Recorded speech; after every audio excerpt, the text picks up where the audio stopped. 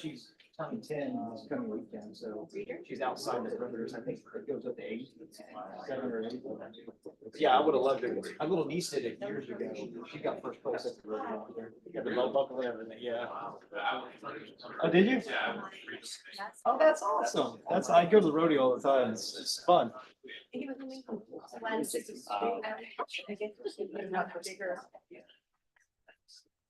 Good morning. What's going on? How are you?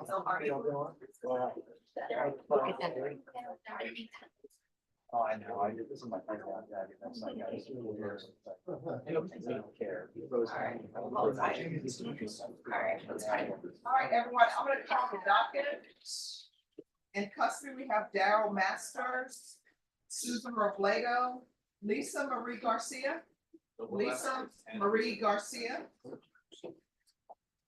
Sergio Martinez, custody, Fernando Serrato, Albert Medina, thank you. Carball Mayfield. Yes, ma'am. Oh, okay, thank you. Wait, who said yes, ma'am? Ah, thank you. Alonzo Taylor, custody, Mariah Lopez, custody. All right, everyone, we're gonna start a jury trial at 10, so everyone please move with the purpose. And today is Thursday, isn't it? It's Friday's Eve. You see the jail credit days first.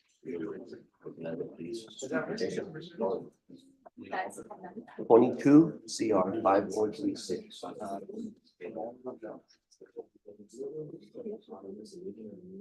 Yeah, I did.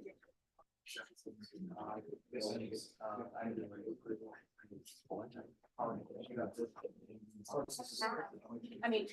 And been in custody since then? Can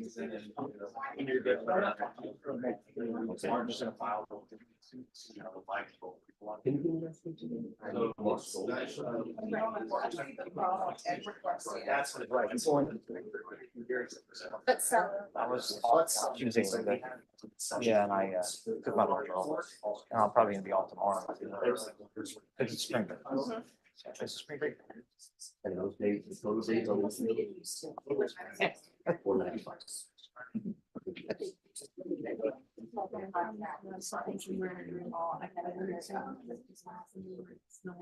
Oh, that's cool. Oh, this one. All right, Mayfield, come down. So you're gonna make some more money. Sorry, is that Mayfield? Yes. This one second. Just Don't tell him, tell your face.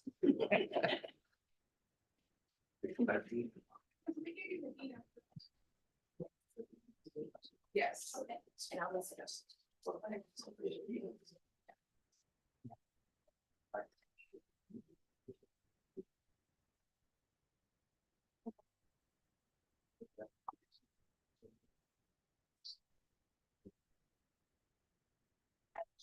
Jason, you speaks to information about Albert Medina.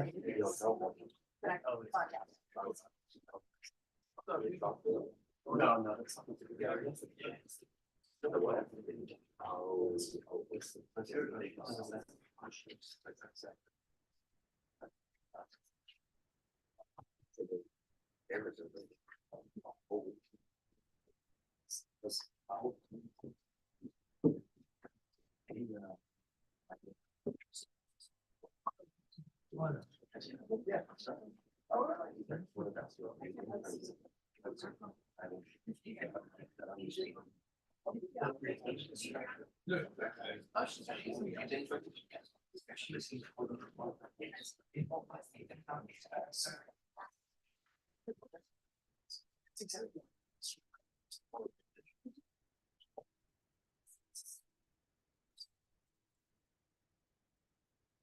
Martinez, I think.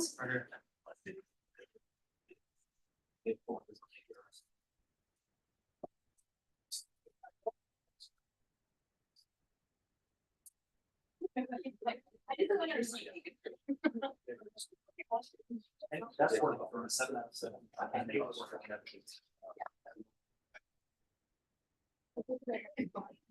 I think it wasn't, well, the Jason.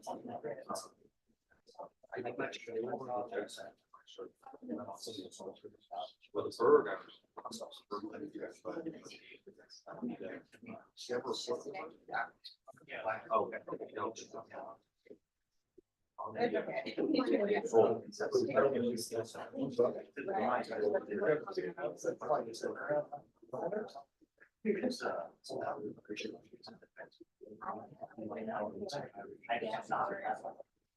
Yes.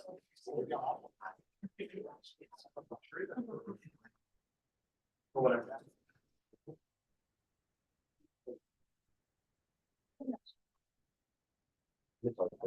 If, because I don't know, that's wrong, I don't know, if there's.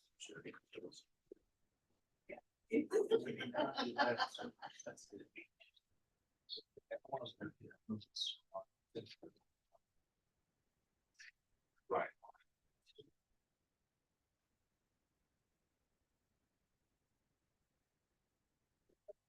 Yes. Good morning. Just how are you?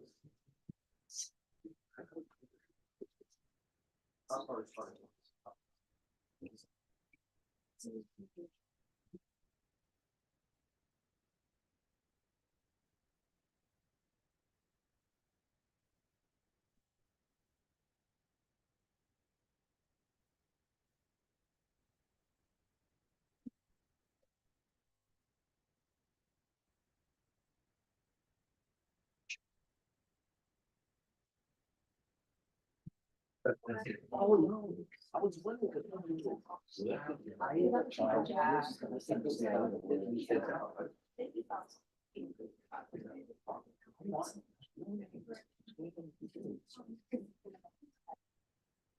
Oh, I agree with what's going on.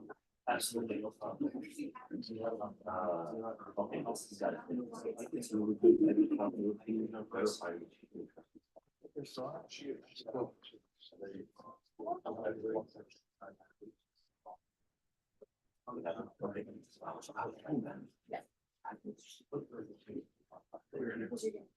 All right. There was a little confusion on who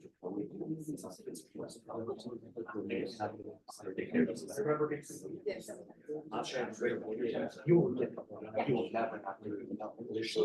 Because otherwise, you're not going to. I just want to get notifications. That's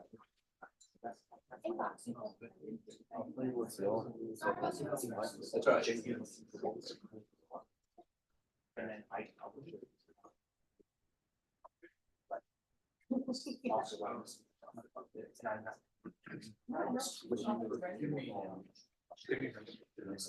yeah, that's all I know. It's a different day. So. I don't want. All right, Albert Medina. I have not got a chance to talk to him. Sorry, Greg. Let's have a seat. It's compliance for judge. All right, but this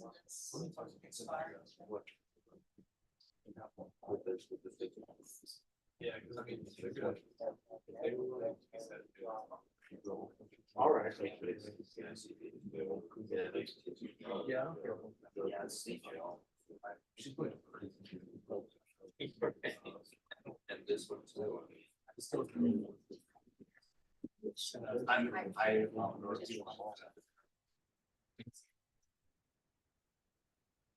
What's the judge?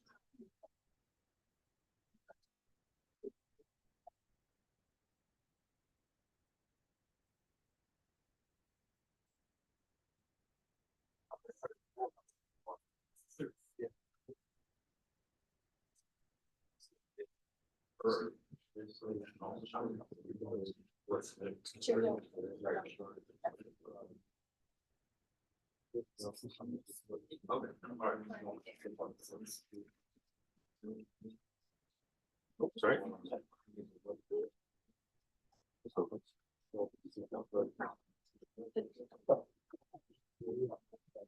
Yeah, it's so Like, good. that's super high, so really nice.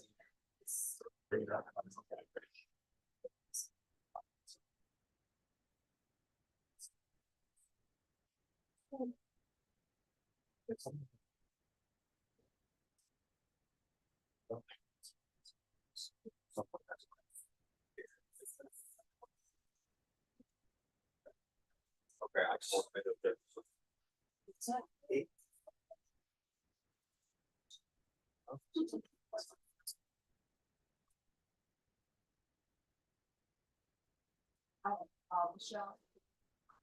Michelle, actually, he expires tomorrow. I have no idea. And Judge, he has two cases. He's on for robbery also. On this one, he expires tomorrow, since he expires on the 15th. From what I'm looking at.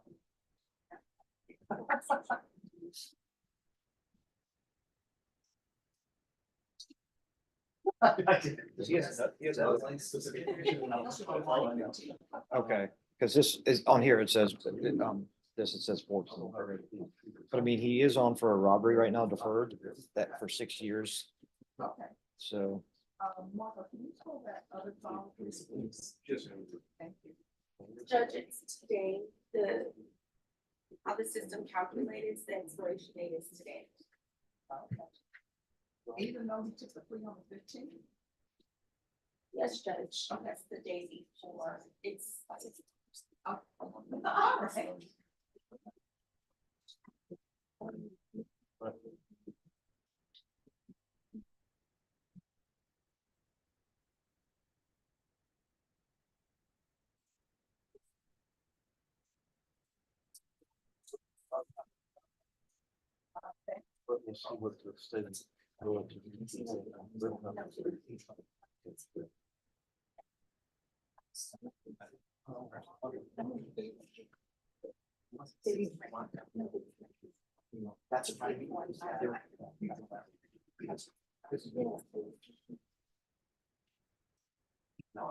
That's right.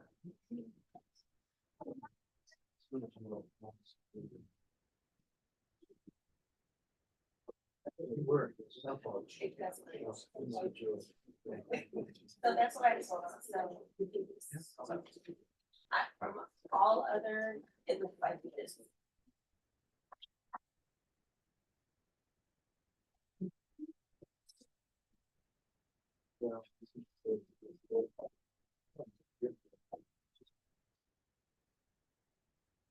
Judge, I'm ready on, I think, Jason and I are ready on the Glenn, and I'm still waiting on an answer from the drug court. I think there was a. It's about an information. Do you need me to text? No. Okay. All right, Mr. Albert Medina. Come forward.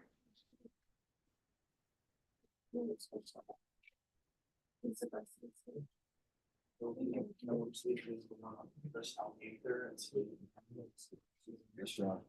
All right, you have two cases with the court. And this case that you're here for today is set to expire. Yeah. But you have another case Yeah. in this court that is not going to expire. Yeah. So if you're drug tested today, what are the results going to be? Okay. All right.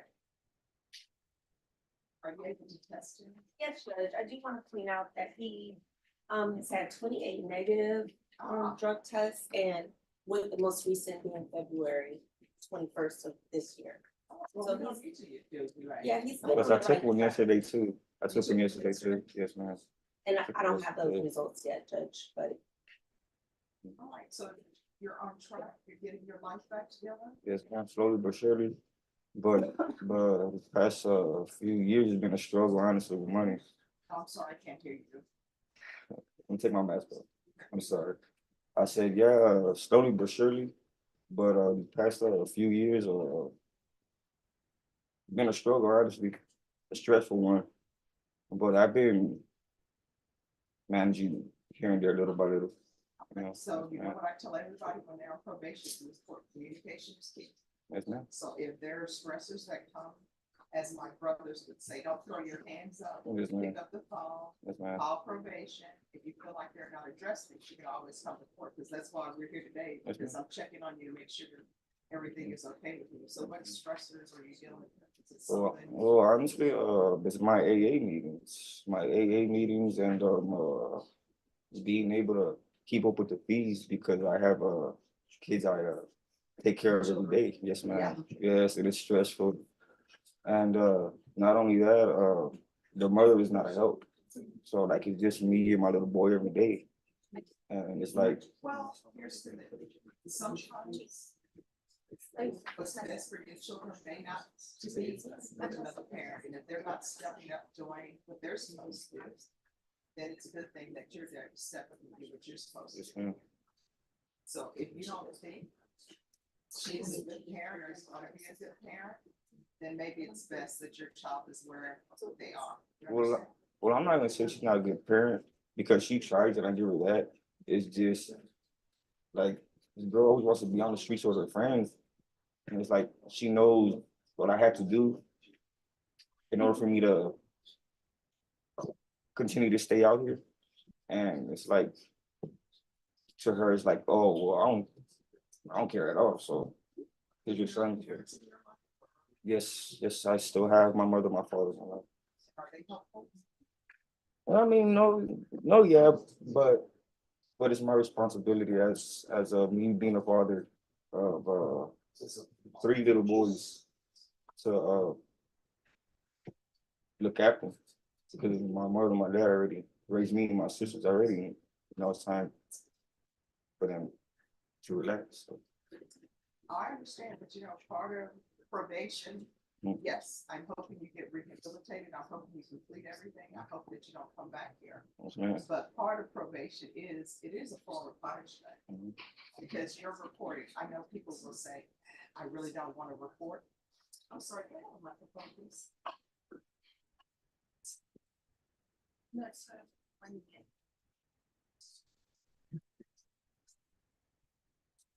No, part of probation is punishment.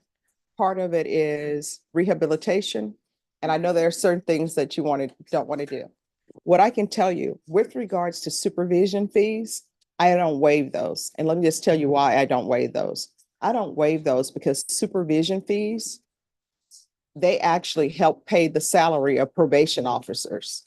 And if people don't pay their supervision fees, then guess what? We don't have any probation officers. Then I'm the judge, I'm the probation officer, and that can't be, right? So as far as court costs and things are like that are concerned, just work on paying your supervisory fees. And then we can always deal with court costs at a later time. Or either I can see whether or not you're able to afford to pay court costs. If you're not able to afford to pay court costs, that's something I will consider waiving. But the supervisory fees, normally, unless there's a good reason for me to waive them, I don't waive them because that's how probation officers are paid. Hopefully, the legislature will change that. But so whatever issues you have, just make sure you stay in communication with probation. To help you out a little bit, the evading case, you're not going to be on probation on that after today. So you'll be only have probation on your other case. So that should help you with some of your fees, okay? But make sure you stay vigilant and stay clean and sober, because if you fall off, you know what ends up happening? Then your children may end up in the system. All right. Is there anything else you need from the court? No, ma'am.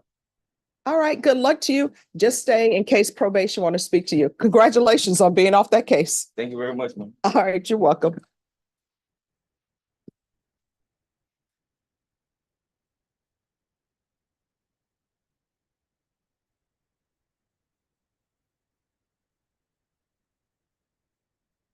All right. And Miss Abrams, can you make sure for Mr. Medina, and I know you always do this, but just make sure that the court costs, he's going to have issues with paying that, but I'll need to get something from him that he's indigent with regards to those fees. But the supervisory fees, he's still going to be paying those. All right. Thank you.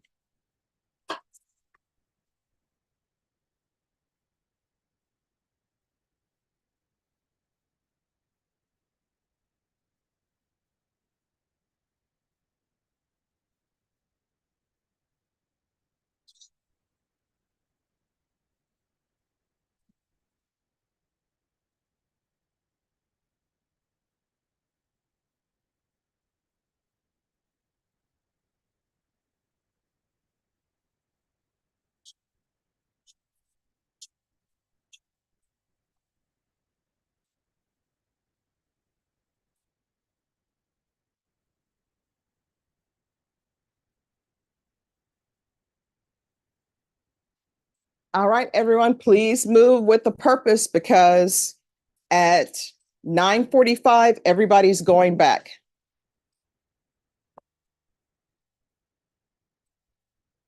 Yes, I give an update on Mr. McGill. yes.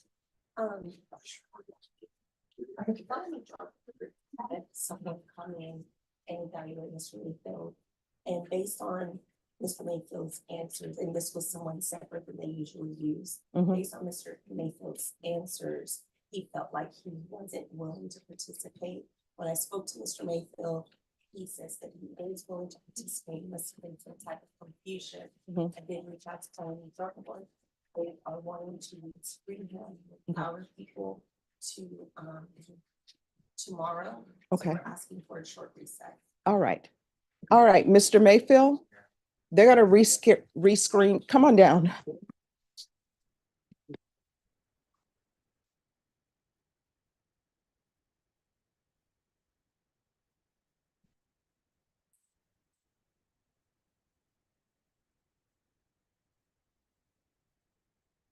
All right, Mr. Mayfield, there was some sort of miscommunications. Yes, ma'am. So they're gonna rescreen you tomorrow again for felony drug court, okay? Okay. All It right, was stated, Judge, that he does meet the criteria, so they just want to talk to him. okay. Yeah, I have no idea how they got that. I didn't want to participate. I was literally waiting on an answer from them. Okay. So Well, they're gonna rescreen you tomorrow. Just let them know that you want to be in the program. yes, ma'am. And then they'll probably have you in right away. All right? Yes, ma'am. All right, and again, if you still have any questions about anything, if you feel they're not answering, but I know they will answer any questions you have, you can always come back here. Yes, ma'am. All right, and then once you graduate from felony drug court, I'll be at your graduation. Thank you. All right, you're welcome. Let's reset it for next week. Mr. Mayfield, we're gonna reset you for next week. However, if you're already accepted into felony drug court, then you won't need to come here, all right? Okay. So Norman, can we just put this for, Ms. Abrams, I know on the 18th, 19th, we're not having any cases because we'll be doing this trial. But if you want to just put this one person on that date, you can, or either we can put it later in the week.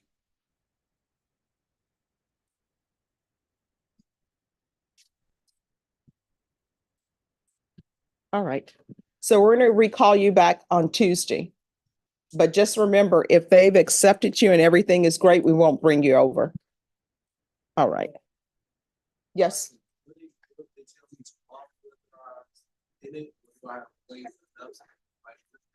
You'll probably know tomorrow from them that you've been accepted. You're welcome. Thank you. Okay. What's on you? This is.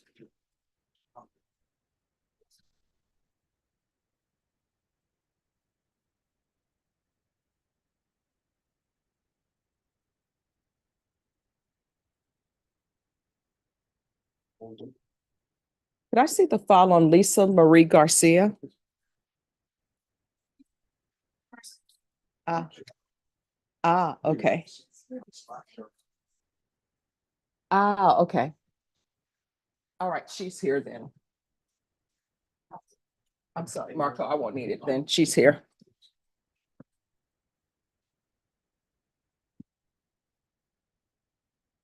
Fernando Serrato.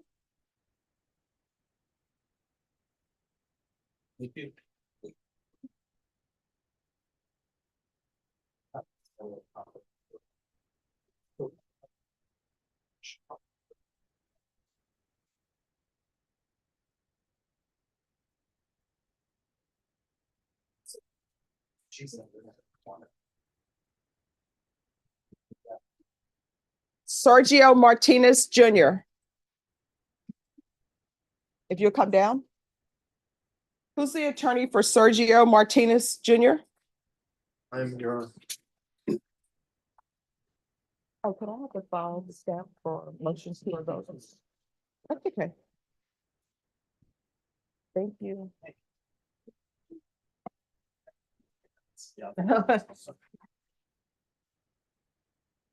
Probation officer. All right, and then on this one, Marco, Yeah. I don't have I just have the First Amendment. Yes.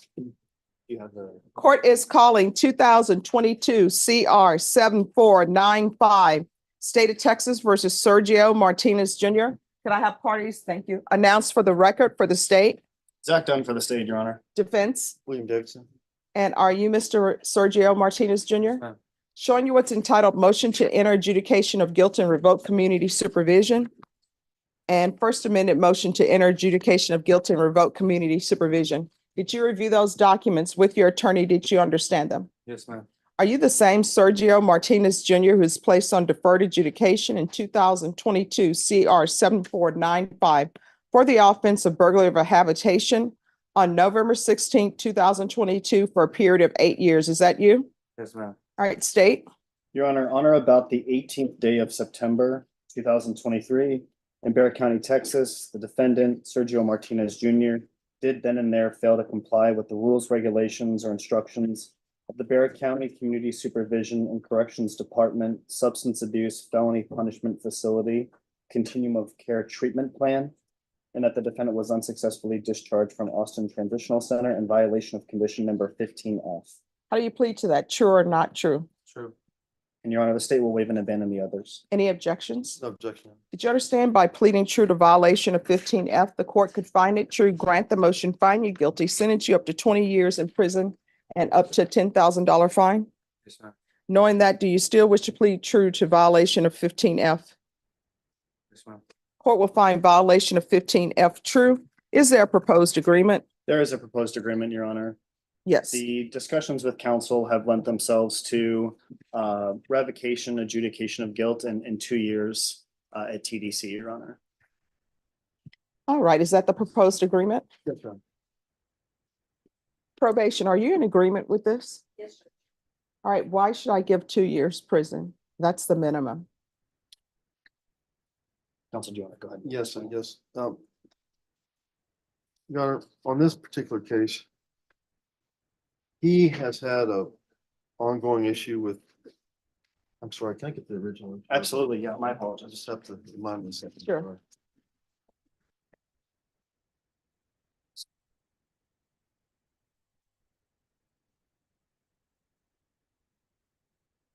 This is what he told me last night when I interviewed him. He said that he had gone to a halfway house in Houston and he had taken a bunch of drug classes and so on. But after a certain period of time, he relapsed, he started using meth again, and that's when things kind of spiraled out of control. He's been trying with this drug problem to address it, but has been unsuccessful so far. And that's why we're asking for the minimum, because I believe this is more of a drug issue than it is anything else. Well, I mean, that means that it hasn't been addressed. So probation up until this point, how was he doing on probation? Judge.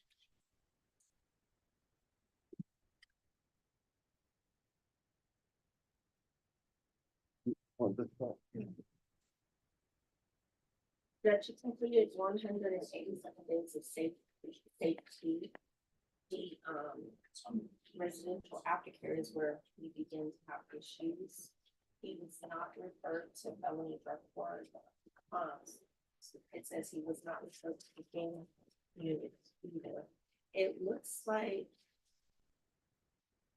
he was placed on probation November 16th of 2022. Mhm. And he went into the safety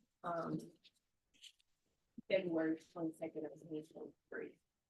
So I would have to check in regards to where that middle part may have been just in custody between being granted and actually going over to safety. So we really don't have like a whole lot of information outside of safety that he completed anything. Everything else we could not refer because he was in safety. Okay. All right. Mr. Martinez, I'm going to give you a choice. Because I don't think technically you've been successful on probation. I don't think giving you 2 years and then you're out and about where you can use whatever substances you seek to use is a good idea. So these are your choices. One, I can continue you, but you are going to be referred to felony drug court, or you're going to go to the Safe P relapse program, or I will revoke you and sentence you to 4 years. Which do you prefer? To the safety. All right. So I'm going to find 15F true. I'm going to deny the motion. That was a quick answer. Usually people take a long time. You got to beat the habit. You understand? Deny the motion. I'm going to alter the main conditions to include a referral to felony drug court. Felony drug court may not accept you because I see in my conditions, I wanted a gang evaluation done. So if there's some sort of gang membership, they may not accept you. So I'll do a referral to felony drug court. If not accepted, then he's going to do the Safe P relapse program. Is there anything else you need from the court to be successful? All right, we can go off the record. Here's the thing. When you feel yourself slipping, that's when you're supposed to pick up the phone and call someone to support you, not someone to say, hey, yeah, let's go use together. You need to have a sober support person, a sponsor to say, don't use. All right. And Ms. Abrams, he's going to remain in custody for those evaluations. All right. Good luck to you. God bless you. Oh, thank you. God bless you too. Triple thank you. Oh, you're welcome. I'm sorry I lost your paperclip. I do, Susan Robledo.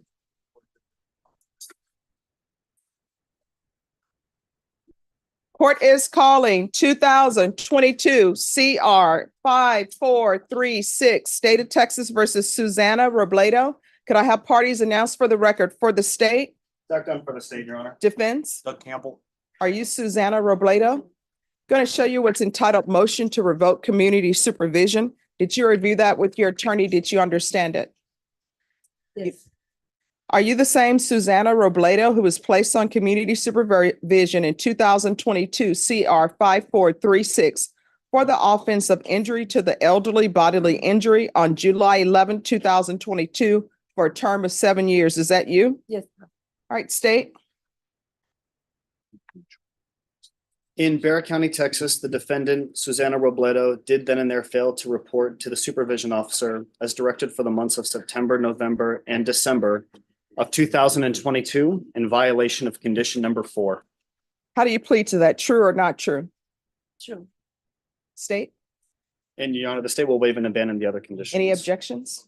Did you understand by pleading true to violation of condition number 4, the court could find it true, grant the motion, and sentence you up to 7 years in prison and up to $1,000 fine? Yes, ma'am. Knowing that, do you still wish to plead true to violation of condition number 4? You need to say yes or no.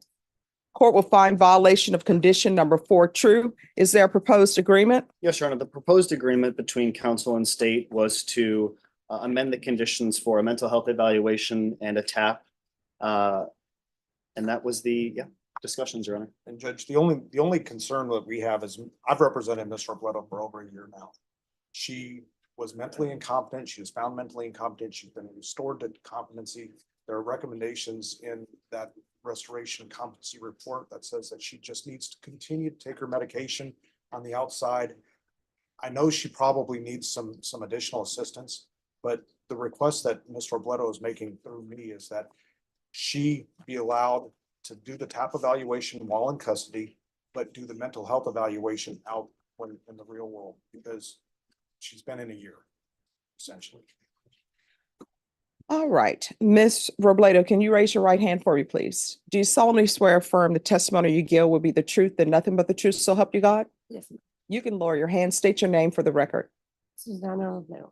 All right, so what support system do you have on the outside? Do you have family? Yes, I do. I have a daughter and 3 others.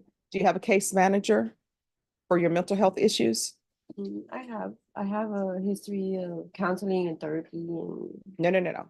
Do you have a case manager? A case manager is someone who knocks on your door on a regular basis to make sure that your mental health is stable, to make sure that you're on medications. That's what I'm asking. no, I do not. All right. All right. Judge, I would say that the reason for that is because she just became stable on her medication while in the state's care Okay. during her reevaluation period. All right. This is what the court is going to do. The court will deny the motion, alternate amend conditions to include a TAP evaluation in custody. There's going to be a MIC evaluation. Probation, how long would it take for a MIC evaluation in custody? I'm looking at least a month and a half. All right, the MIC evaluation will be out of custody. And I'm going to want a referral to Center for Healthcare Services. And I'm going to want field visits 1 time per month until evaluation with Center for Healthcare Services. I'm not going to say until she's in the mental health unit, because I know that's going to take a while out of custody. So once she is evaluated by Center for Healthcare Services, I know that they'll give her medications. Then probation, you can do field visits as you deem necessary. Is there anything else you need from the court to be successful? No. All right, we can go off the record. Here's the thing. In this courtroom, to be successful on probation, communication is key. Guess what? The state offered you probation. They want you to succeed. Probation wants you to succeed. I want you to succeed. Otherwise, I wouldn't have granted you your probation. You understand? Yes. All right, good luck to you. Thank you, Judge. You're welcome. And counsel, you may want to talk across the hallway because they have their mental health court, but she won't be qualified for it because she's already been convicted. But they may be able to steer you towards more resources. Very good. All Thank you, right, Judge. you're welcome. All right, after these last two, we are going to send everybody back and you'll have to come on a different day.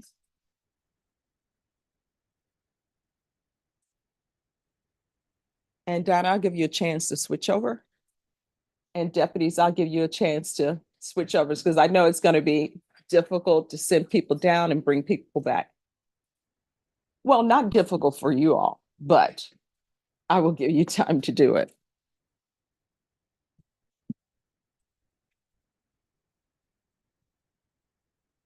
Norma, has Bill Davidson done Sergio Martinez? Okay. Okay.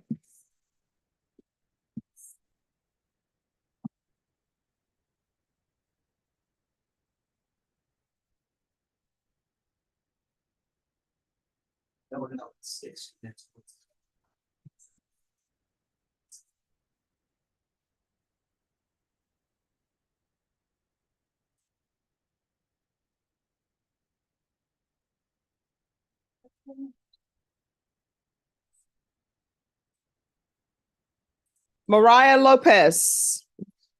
Ready, Your Honor. Yes. Where's your client? She's in custody. Come forward.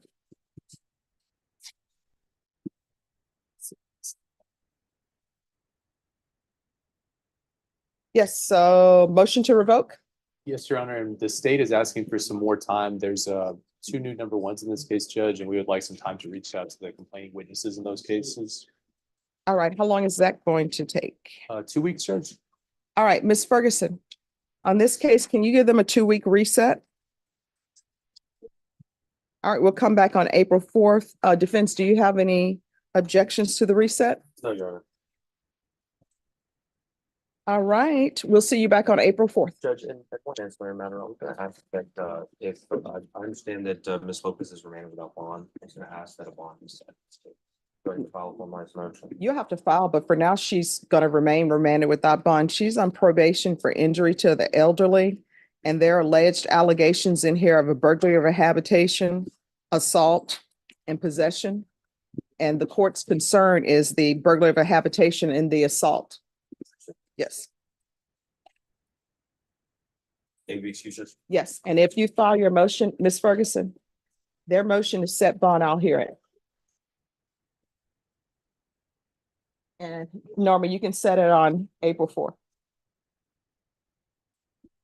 Can I see the parties on Darrell Daniel Masters? Court is calling 2022 CR 0502, State of Texas versus Darrell Daniel Masters. Could I have parties announced for the record for the state? Jason Garahan, Your Honor. Defense? Tony Jimenez. Are you Mr. Masters? Going to show you what's entitled Motion to Enter Adjudication of Guilt and Revoke Community Supervision.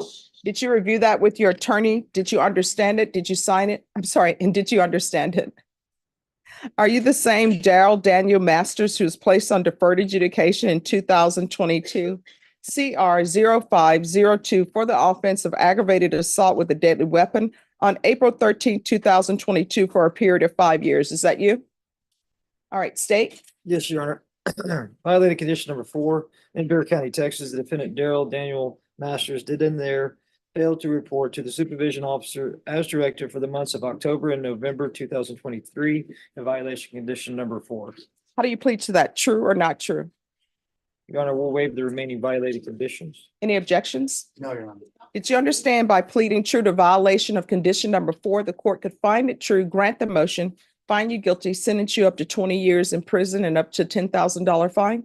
Yes. Knowing that, do you still wish to plead true to violation of condition number 4? Court will find violation of condition number 4 true. Is there a proposed agreement? Yes, there is, Your Honor, and it is to deny the motion to adjudicate guilt, continue him on as referred, and have the alternate amend for safety with followed by aftercare. Is that the agreement? It is, Your Honor. All right, Mr. Masters, are you asking the court to follow that agreement?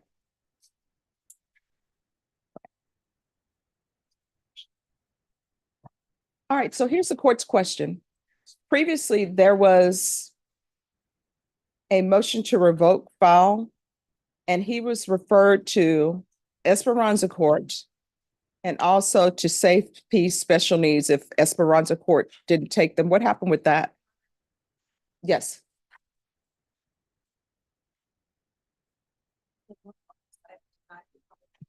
All right, no problem.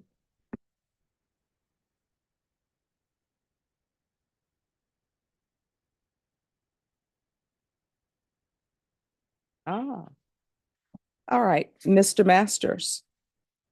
I'm reading the court summary and I see that you keep leaving places. So the only other choice for you is inpatient treatment through SafeP. So I'm going to give you a choice. You can either do 6 years in the prison, or either I will send you to SafeP and you're going to remain in custody until you're transferred to SafeP. You say yes, but which do you prefer? All right, we're not going to do any of this anymore where you are missing when people are trying to give you treatment, because people are trying to help you. As I told the last person, the state is trying to help you because otherwise they wouldn't have come to me wanting you to be on probation. Probation is trying to work with you. I'm trying to work with you. So is there a reason for your leaving different places? I just did not think Esperanza Court was not for me. The housing there. Well, let me ask you this. How about picking up the phone and calling probation? I tell everybody who's on probation here, if there's an issue and you feel like it's not being addressed, you can come back to the court. No. You didn't come back to this court. You didn't come before me, because you know how I know you didn't come before me? Because it's not on this docket sheet that you did. No, I went to the counselor at Esperanza Court and also to the probation officer in court at Esperanza Court. Did you come back to the 187? No, yes, you do. Let me just tell you why. Because everybody I place on probation, I always tell them to be successful on this probation in this court, communication is key. If you feel as though probation is not addressing the issues that you're bringing up, you can always come back to the court. Do I not always say that? Sure. All right, I'm going to deny the motion, alternate main conditions for safety, and he's to remain in custody until transfer. And probation, do you think he's a good candidate for felony drug court, or are they going to not accept him due to the nature of his offense? All right, so to be safety, and I'm gonna tell you again. If you feel as though probation is not addressing an issue or concern you have, you can always come back to the court. Do you understand? All right, thank you. Thank you, Judge. And everyone, we're still waiting on a juror. Court is going to call 2022 CR 6828, Sadis, Texas versus Alonzo Miguel Taylor. Yes, ma'am. Tony, have a great day. Good judge. All right, always good seeing you. All right. And for Mr. Taylor? William Davis. All right, and are you Mr. Alonzo Taylor? Yes, ma'am. Going to show you what's entitled Motion to Enter Adjudication of Guilt and Revoke Community Supervision and First Amended Motion to Enter Adjudication of Guilt and Revoke Community Supervision. Did you review that document with your attorney? Did you understand it? Yes, ma'am. Are you the same Alonzo Miguel Taylor who was placed on deferred adjudication in 2022 CR 6828 for the offense of felon in possession of a firearm on May 10th, 2023 for a period of 5 years? Is that you? Yes, ma'am. All right, state. Violated condition number 1, on or about the 9th day of February 2022 in Bexar County, Texas, the defendant Alonzo Miguel Taylor committed the offense of evading arrest or detention in violation of condition number 1. How do you plead to that? True or not true? And Your Honor, we waive the other violations alleged in the motions. Any objections? No objection, Your Honor. Did you understand by pleading true to violation of condition number 1, the court could find it true, grant the motion, find you guilty, and sentence you up to 10 years in the prison and up to $10,000 fine? Yes, ma'am. Knowing that, do you still wish to plead true to violation of condition number 1? Yes, ma'am. Court will find violation of condition number 1 true. Is there a proposed agreement? There's not, Your Honor. We're going open on this, but we have agreed that the defendant will go plea to the evading that he just pled true to in County Court number 5, and the state has agreed to TIC the resisting from February 9th, 2024, and the evading from November 15th, 2023. The state is asking that the defendant be revoked and sentenced to 6 years in the prison, and I believe the defense would like to be heard on that. Yes, defense, what are you requesting? Your Honor, his mother, Miss Tejeda, is here. Can I call her as a witness? Sure. Okay, thank you.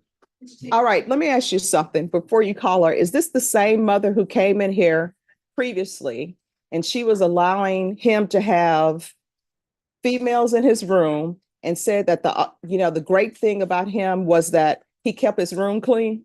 Is this the same mother?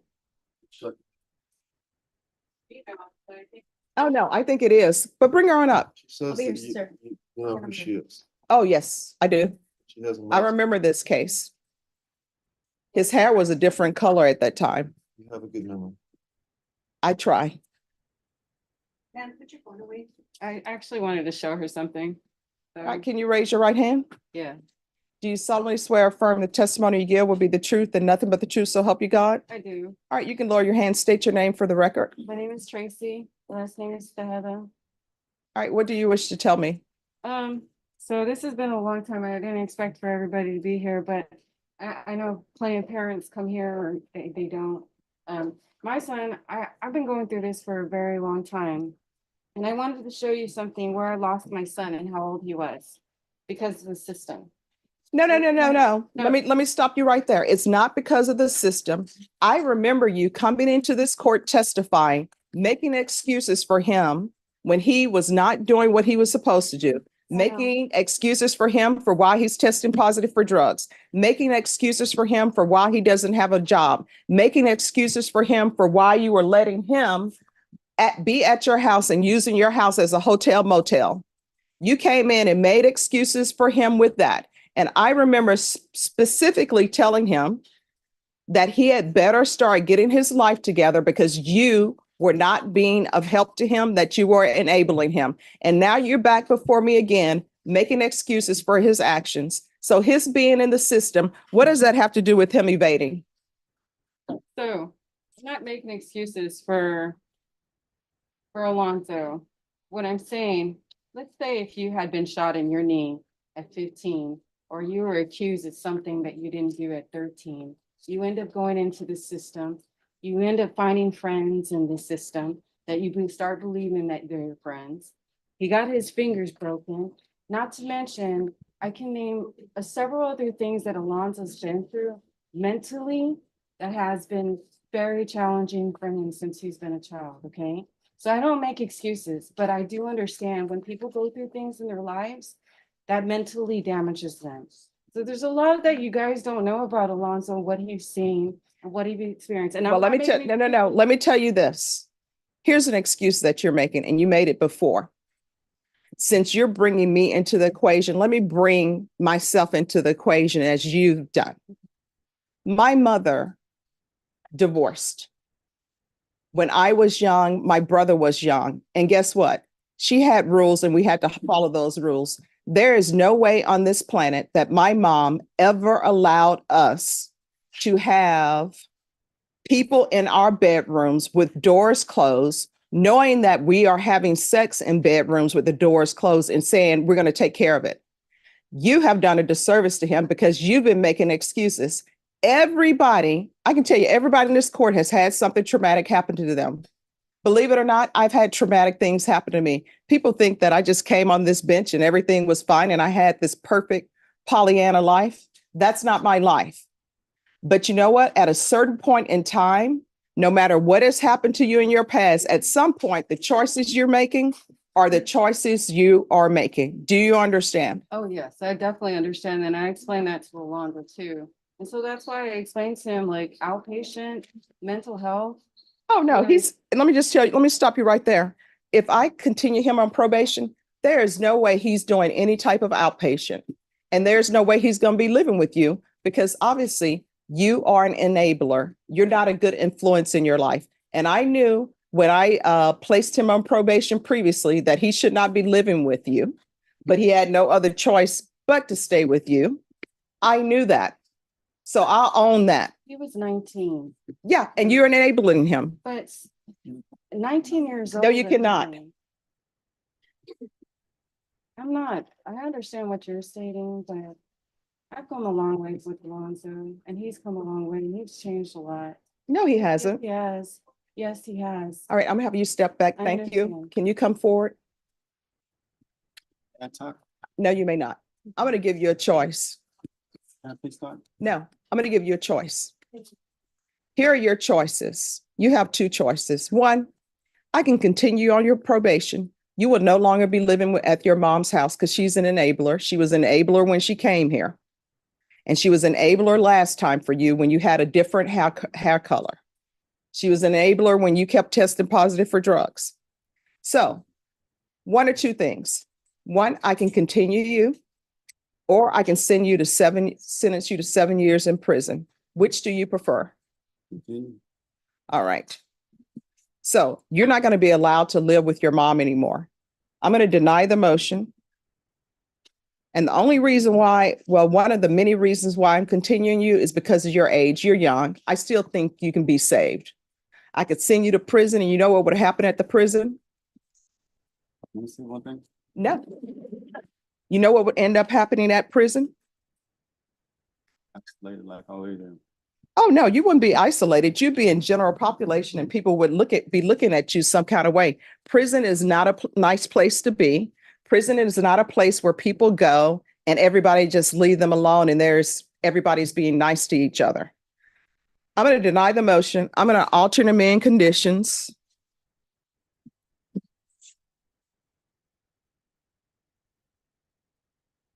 And that's going to include, he's either probation, he's either going to felony drug court, or he's going to state ISF.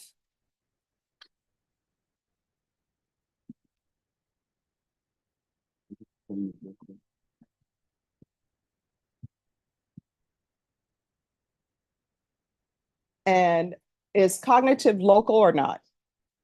State ISF is not local at all, Judge. All right. So Their ISF, the local ISF is here in San Diego. all right, he's going to do state ISF.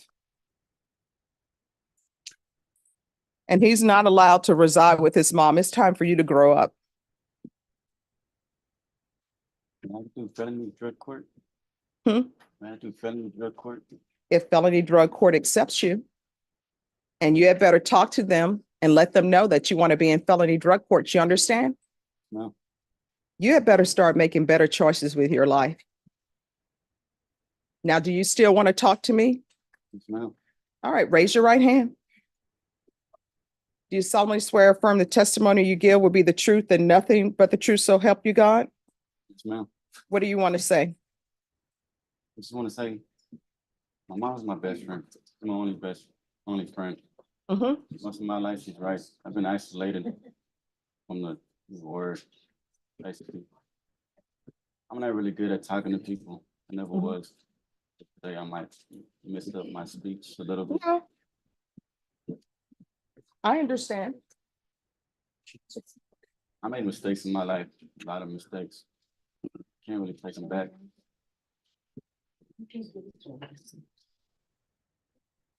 Let me just tell you what the problem is. And we're off the record. This is the problem. The problem is parents, they're really not supposed to be your best friend. I don't understand this new age parenting that people have. Parents are supposed to be parents. I ain't grow up with anybody. No, that's what I'm saying. Guess what? You know who was in my life? My mom. But my mom let me know that she's my mom. We're not girlfriends, right? I know I can go to her. I know I can tell her anything, and I would tell her anything. But there is no way on this earth that I will be calling her by her first name because she was my mother. And we were not best friends. We were not girlfriends. I knew that she was in charge, and that's how it was ran. And I'm only telling you this since your mom wanted to bring me in the equation. Your problem is your mom, with her letting you treat her house like a hotel motel, guess what? That's because y'all are best friends. She's not behaving as a mother. And you are going to have to grow up. And that's why you're not allowed to reside with her, because she's enabling you and she's making excuses. At some point, the choices you make in your life, guess what? Those are your own choices, because otherwise everybody in here has some trauma and they can go out, continue to break the law, and they can just come in and say, oh, I only have a single parent. Oh, I got shot. Oh, they kicked me out of school. Oh, I never had anybody to be there for me. Oh, I only have one friend. There are so many excuses that people can have for not doing the right thing. That's going to stop with you today. You understand? No. We're done. Thank you. Thank you. You're welcome. And Miss Abrams, he is not allowed to reside with his mother.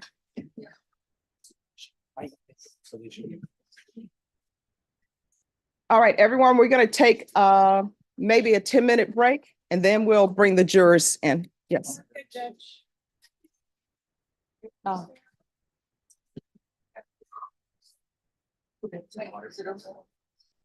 Okay.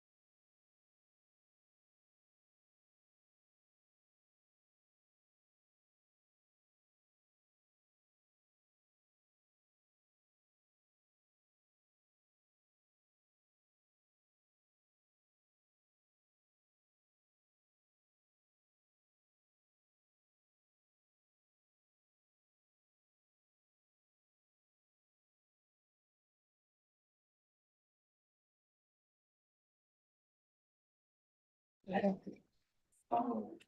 they have a house too, so they just work.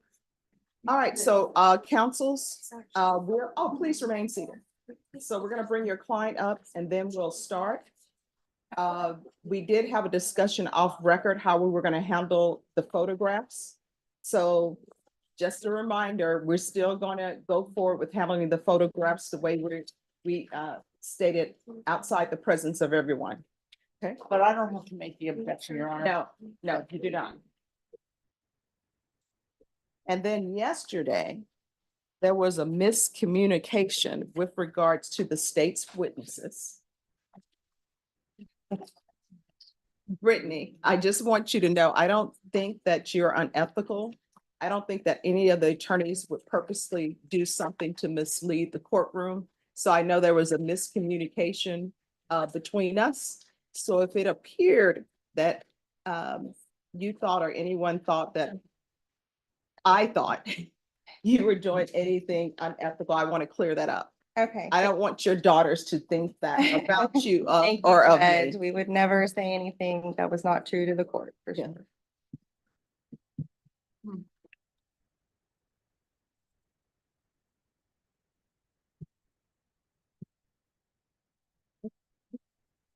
Hit me and state, who's your next witness?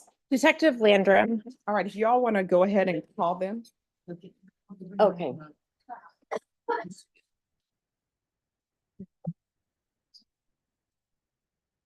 Yes, I am.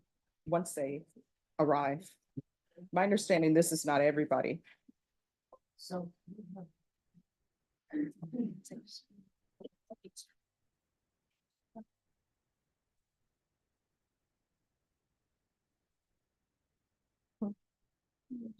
Okay. We just need him out.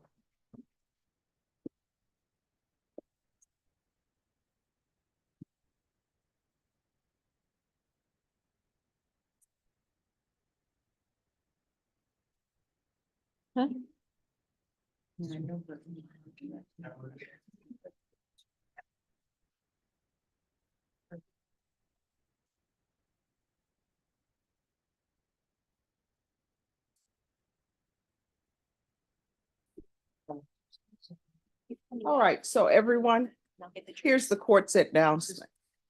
It's expected that there are certain witnesses that are going to be called to testify. One of them being the co-defendant in this case. If there are any outbursts, you will be removed from the courtroom, no questions asked, and you will not be allowed back in here. And everyone needs to realize that if there are outbursts made in the courtroom, guess what? That may interfere with any type of appellate issues. So I don't think anyone wants to do that. So again, if any of that happens, or if anybody feels that they can't control themselves, it is best that you walk out quietly as possible and leave the courtroom. Otherwise, if something were to happen, you'll be escorted out of this courtroom and you will not be allowed back in the courtroom. Does everyone understand? Yes, Your Honor. Yes. And Judge, just to inform the court, we did receive information, I don't know from where, but that Katrina's family may be here today. I don't know them. I don't see anyone that is not with our family. So I don't, if more people show up later, you may need to reissue that warning. Oh, it will be done. The Yeah, just wanted to give you a heads up. the deputies will let them know as they enter the courtroom.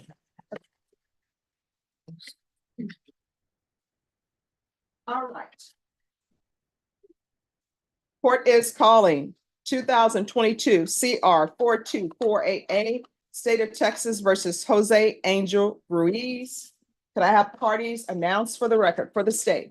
Brittany Mitchell, Marissa Giovenco, and Ally Jackson for the state. Defense? Teresa Connolly, Renee Munoz, and Lorraine Efron. And are you Mr. Ruiz? Yes, ma'am. Are both parties prepared to proceed? Yes, Your Honor. All Yes, right. Your Honor. If we can bring the jurors in, Norman, can you let them know? Yes.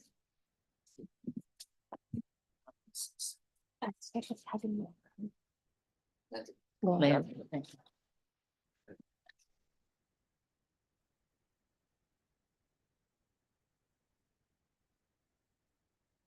Yes. All right, for the jury.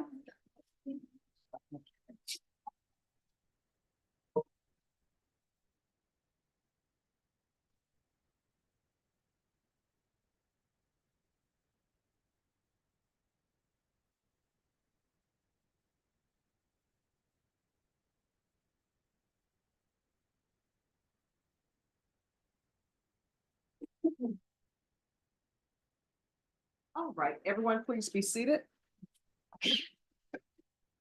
State, call your next witness. State calls Detective Kevin Landrum. Could you raise your right hand for me? Do you solemnly swear or affirm the testimony you give will be the truth and nothing but the truth, so help you God? I do. All right, you can lower your hand. Make sure you keep your voice up so members of the jury and the court reporter can hear. If you'll state your name for the record. My name is Kevin Landrum. All right, state. Thank you, Judge. Good morning, Detective. Good morning. Can you please introduce yourself to the jury? My name is Kevin Landrum. I'm a detective with the San Antonio Police Department. I work in the Night Criminal Investigations Division, and I've been there for about 14 years. What is the Night Criminal Investigations Division? We investigate all felony offenses that occur between the hours of 7 at night and 5 in the morning. We begin the investigation, and then it's passed off to the follow-up unit the following morning. What are follow-up units? Follow-up units are the ones that handle the cases and finish the investigation, file cases with the district attorney. What are your duties as a detective? My duties are to identify witnesses, evidence, interview witnesses, make sure that all the evidence is processed and collected, and to prepare the reports of what I did. Did you assist on a case with a defendant by the name of Jose Ruiz? I did. How did you assist? On that day, I was contacted by Detective Nelson, who was the night CID detective handling the incident, and he requested me to assist him in obtaining a search warrant and to execute that search warrant. What was the search warrant for? The search warrant was for an apartment that they believed that some things had occurred in. Do you know the address of that apartment? I believe it was 13031 Park Crossing, apartment 2501, I believe. Is that here in San Antonio, Texas? Yes, it is. Did you know who that apartment belonged to? No, I did not at the time. Did you come to learn who that apartment belonged to?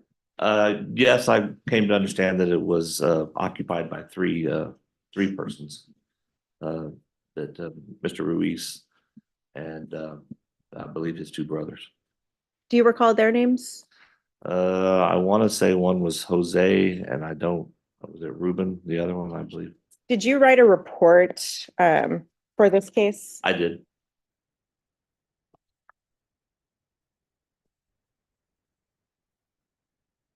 And would looking at a copy of your report help refresh your memory? Yes, it would.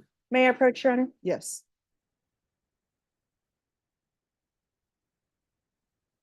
Showing you what's been marked for identification purposes as State's Exhibit 108.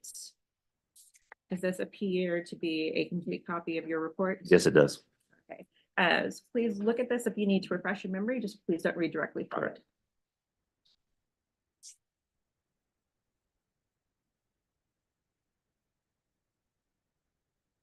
And if you want to take a look at it, what were the names of the two brothers? The two names were Ruben Medina and Rocco Medina. And did you execute that search warrant? Yes, I did. Was it just you or was anyone with you? There was patrol officers there securing the scene, and they had arrived prior to my arrival, and as well as the CSI unit.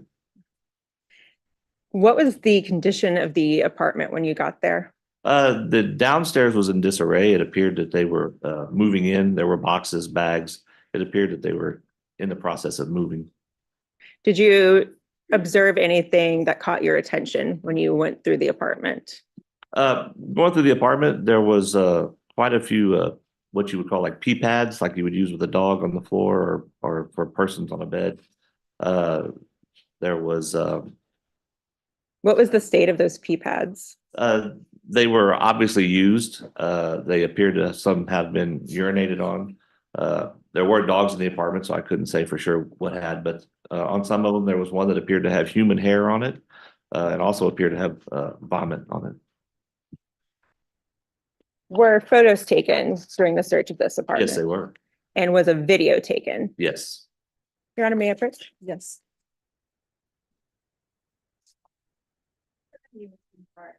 Exhibit number 86.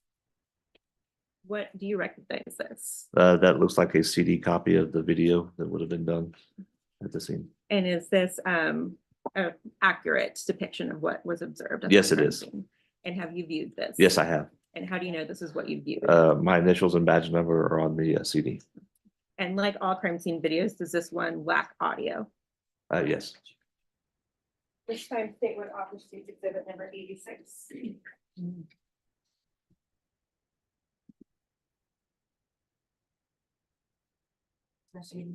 Yes.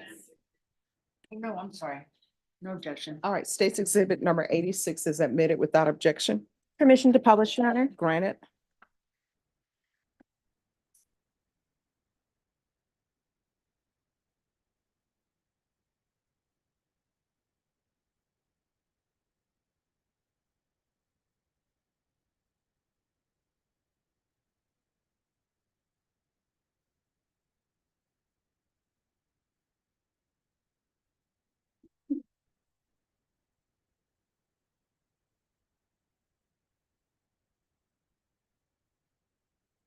What are we seeing at the beginning of this video?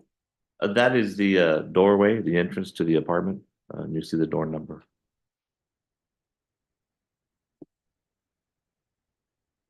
Gonna pause here about 14 seconds in. What is in the lower left-hand corner? There's a ring camera there, and also on top of that refrigerator is some of those pee pad items. I'm gonna continue playing. Does what on screen, does that match your description that you gave of what the scene looked like? Yes.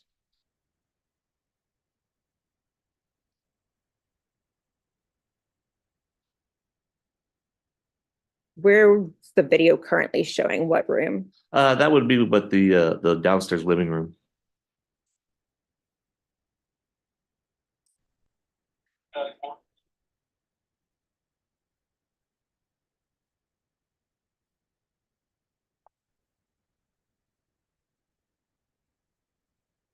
And then what's currently on screen? That would be the two dogs that were in the apartment.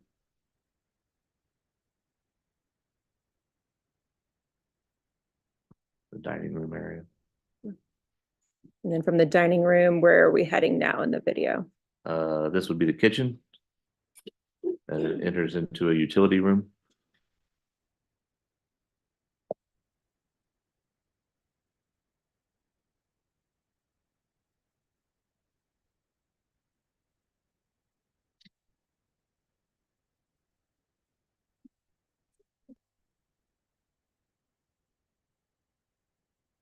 What's the purpose of filming the refrigerator? In this instance, with a child case, when the neglectful is showing food, and that they had adequate food and what was in the refrigerator. Okay, and just to note, I had paused it at 1:45. Now, where are we currently seeing right now? This was a trash receptacle that was in the utility room. There was pee pads, clothing, various things in there that appeared to have vomit and things on them.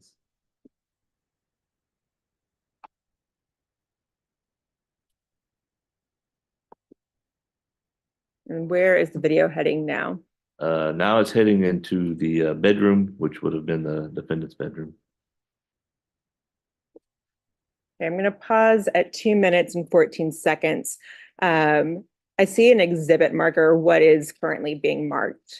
These items were found in bags. They are hot, they're cold and hot pads, bruise creams, toothbrushes, petroleum jelly, various items that were purchased for those things. And where were those bags found? Those bags were on the bed in the bedroom. I'm going to continue playing. I'm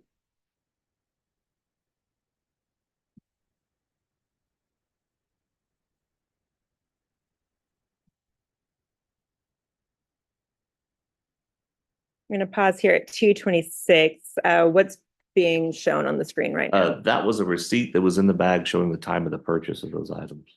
And can you read a date and time? I believe the date on it is February the 7th, 2022 at 3:53 p.m. Continue playing.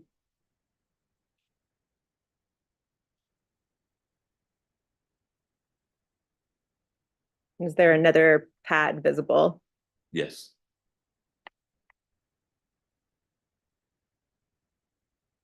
I'm going to pause here at 2:44. What's currently being shown on screen? On the bedspread there, that's what appeared to be a vomit. And is there anything else being shown? Yes, if above that, those are bottles of Ensure.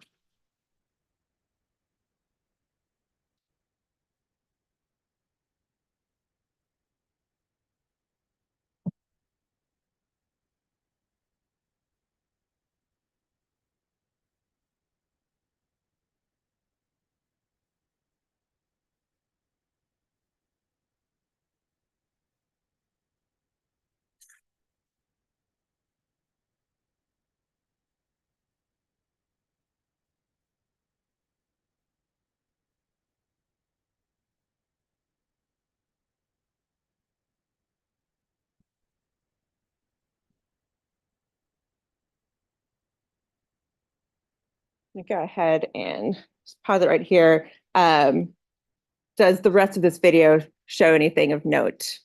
Not that I recall, no. You also stated there was pictures, correct? Correct. Exhibits 87 through 91. You can flip through these.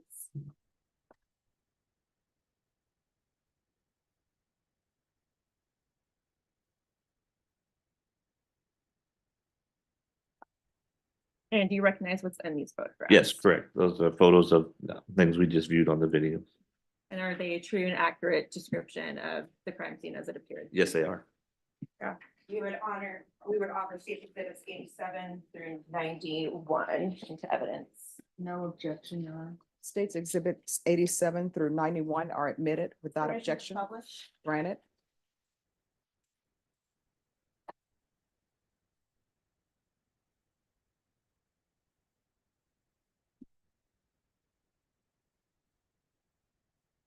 For you, it's been marked and admitted as state's exhibit number 91.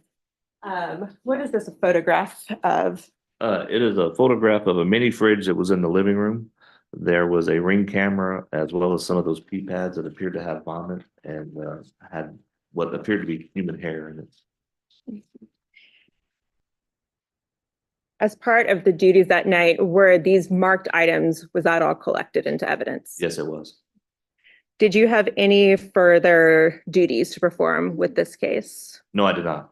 Okay, was this the extent of your involvement? Yes, once I completed this, I completed my supplement report and that ended my involvement in the case. Going to pass the witness. Good morning, sir. My name is Teresa Connolly. Good morning. Thank you. There's one thing that has been in my brain since I began on this case, and that is why you did go into the water heater, didn't you? Take apart the water heater No, I did not. at this apartment? No, I did not. Do you know if anybody did? No, I do not. Was it exactly like that when you left it, Exactly like what? like we saw in the video? Yes, Right, and there was no picture of the water heater taken. not that I recall, no. Thank you. And there were no children that resided there to the best of your knowledge. Is that correct? I have no idea if children resided there. Well, in the beginning, you said that there were 3 people. Do you have any knowledge that there were children living there? No, Thank you. And there are several pictures of vomit, excuse my grossness, but was any of it analyzed? Any DNA taken? I'm sure that it was, that was not, Not Well, that you know. I did not take care of that, so. All right. All right, thank you. Pass the witness. No further questions, Your Honor. Is this witness excused or subject for recall? Excused from the state. Excuse from the fence. All right, the rule has been invoked. What that means is you're not allowed to discuss your testimony with anyone. The only persons you're allowed to speak to are attorneys for the state or the defense, and do not watch anything regarding this case. Yes, ma'am. All right, thank you. Thank you. State, call your next witness. Yes, Your Honor, we call Detective Justin Knox. Maybe, Your Honor? Yes.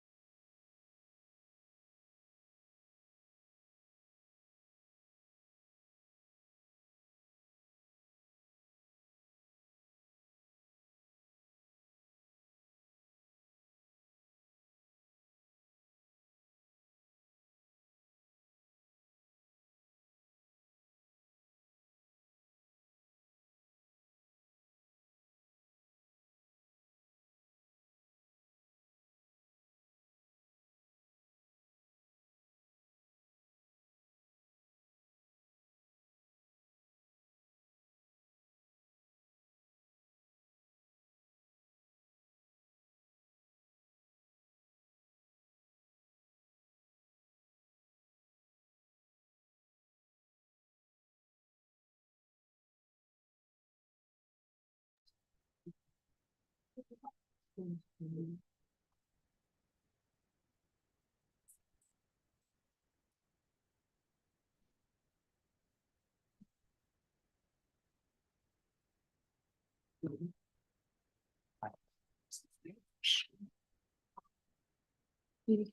want to sit there? Yeah. Do you solemnly swear or affirm the testimony you give will be the truth and nothing but the truth, so help you God? All right, you can lower your hand, state your name for the record. My name is Detective Justin Knox. All right, so defense, did you want a hearing as it relates to the extraction? Well, I would like to, at this time, re-urge my motion to suppress with regard to the search of the cell phone, which I don't need protective dogs for. All right, then if you all can bring to me again, because I know it's entered as an exhibit from our previous hearing, but does someone have a copy of the search warrant for the extraction? Do you have like everything from the previous hearing? And I do too, Judge. What I have is the motion. Brittany, it's here. I think I've got copies. Ms. Mitchell, okay, here's the. Brittany, if I'm gonna play through some of these.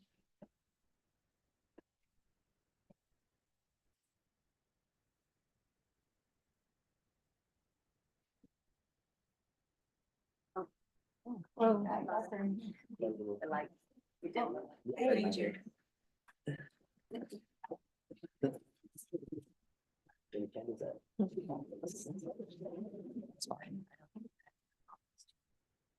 And so, defense, No, it's. I want the record to be clear. So you're not challenging his expertise. It's just a matter of the extraction and whether or not. Well, if this is all the time, I would like to reurge the motion to suppress and reserve all my objections with regard to any mention of the cell phone and or that you want to cell phone.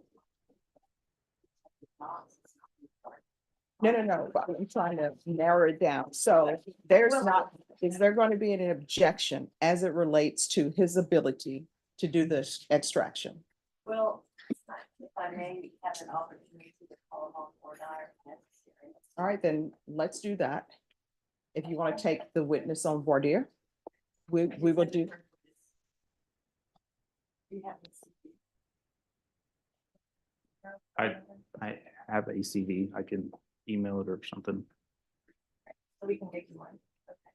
All right. So if I just have that. All right. Could you email the CV? Yes. Give me a second. When I handle the- Okay, No, I'm going to let you take the witness on voir dire. okay. And after you take the witness on voir dire, Uh-huh. then both parties can make their arguments again with regards to the extraction. And I will hear that and make my ruling. But if I could see thank you. That's the Tasso motion. And then there are any copies. Of the affidavit. Yes, yes. So there was the older one. Mhm. And then the newer one. All right. Thank you. You're welcome. And they're emailing you the CV now, counsel. Okay.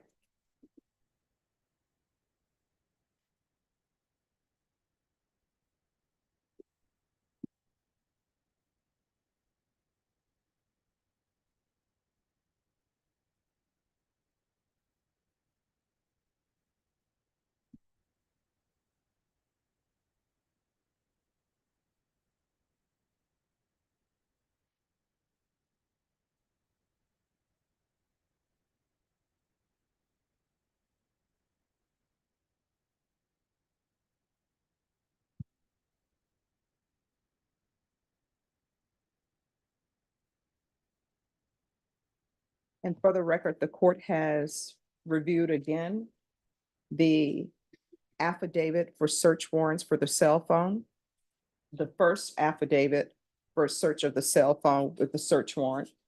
And also the second affidavit for the search warrant for the cell phone with the actual search warrant and what was to be searched. So the court has reviewed those items. And then once you complete your voir dire as to whether or not the witness is an expert, I'll hear argument on that. And then I will hear any re-argument with regards to the search warrant.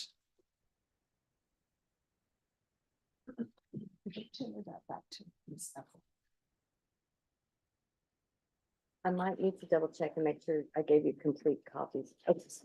Oh, no, it is. Okay. All right, have you all received the CV? I did receive it. I will print off a copy for everybody. For both parties. And defense?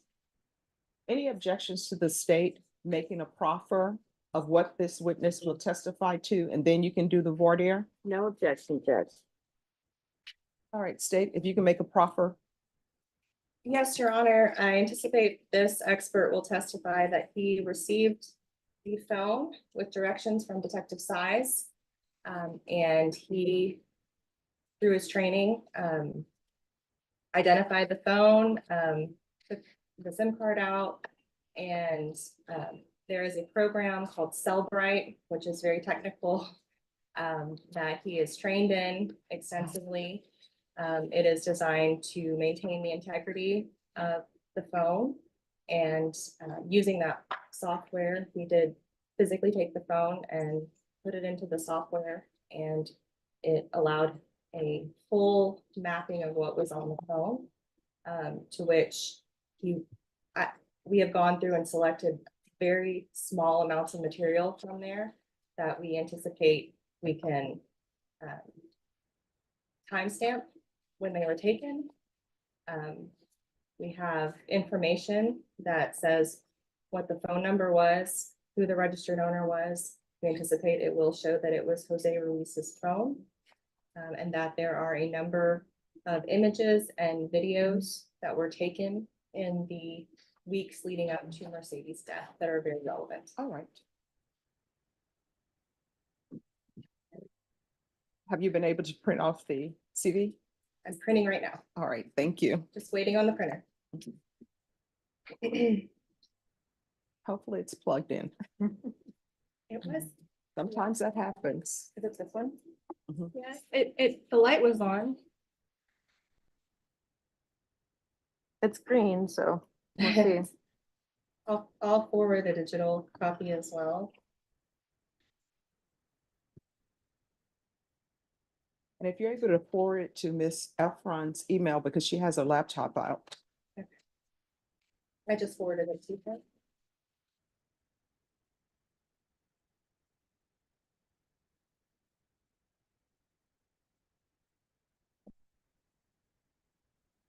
Yeah.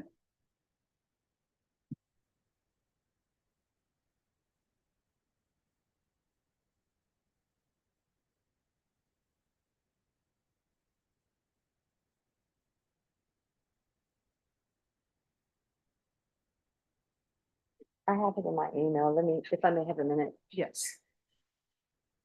Okay.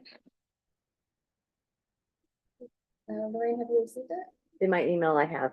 Give me just a sec. Thank you.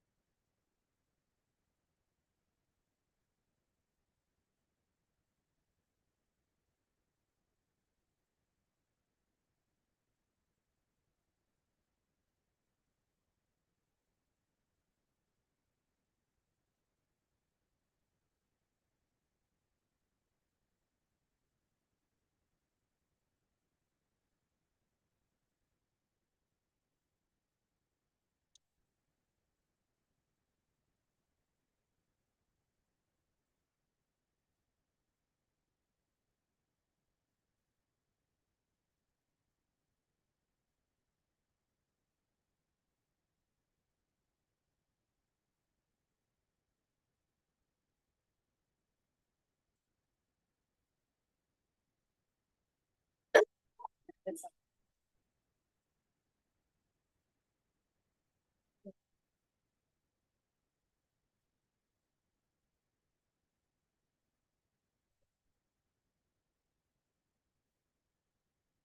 Nora, can I forward you some stuff with that, and I have a couple other things to print. Please, pretty please, because just because you're closer. All right, Ms. Efron, are you ready to proceed? Yes, I am. All right, you may ask your questions. Good morning, Detective Knox, Yes, ma'am. Good morning. correct? Can you give us your full name again? I'm sorry. Detective Justin Knox. I don't know if we've met before. I actually can't remember, but, you stated here some cases you've testified in. Are those Bear County cases or somewhere else? They're Bear County cases. Okay. And I have your copy of your CV here, and I see that the extent of your, post, a primary education, if you will, post high school is the computer science technology program at Texas State Technical College. Is that correct? Yes, ma'am. And is that what kind of degree is that? It was an associate's degree. An associate's degree. So, besides your associate's degree, do you have any other college degree or college training? No, ma'am. Okay. And you completed that associate's degree in 2004, correct? Yes, ma'am. And then since then, it looks, you can tell me if I'm wrong, please, that since 2004, the next time you were engaged professionally with the digital forensic unit was in 2017, correct? Yes. Okay. So from 2004 through 2017, it looks like you were SAPD uniform Yes, ma'am. and then assigned to as an evidence detective. Yes, ma'am. And then just briefly, what is the digital forensics unit? The digital forensics unit, we act as a support unit for other detectives within the department. So as they're investigating cases, whatever the case might be, if they come across anything digital in nature, whether it be a computer, a laptop, cell phone, anything that's digital, they will bring it to us for us to examine it, find any evidence, potential evidence, and create reports and send it back to them so they can use that to assist them in their investigation. Okay, so it looks like between 2014 and 2007, well, the only course you took between 2014 and 17 was a collection training course, is that correct? That was for my uniform evidence detective when I collected evidence at crime scenes. Okay, and then the education since 2018, just briefly, was that the training through law enforcement? Most of my training, once I got into the digital forensics unit, has been at the NCFI, which is the National Computer Forensics Institute. It is a teaching instructional place in Alabama, put on by the Secret Service, fully funded by the Secret Service. And they specialize in training law enforcement in the collection and preservation of digital evidence.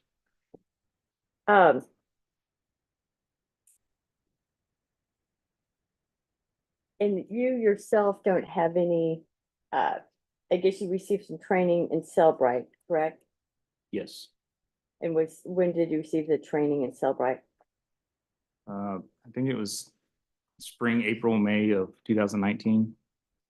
Exactly. And how many times have you used the Cellbrite program?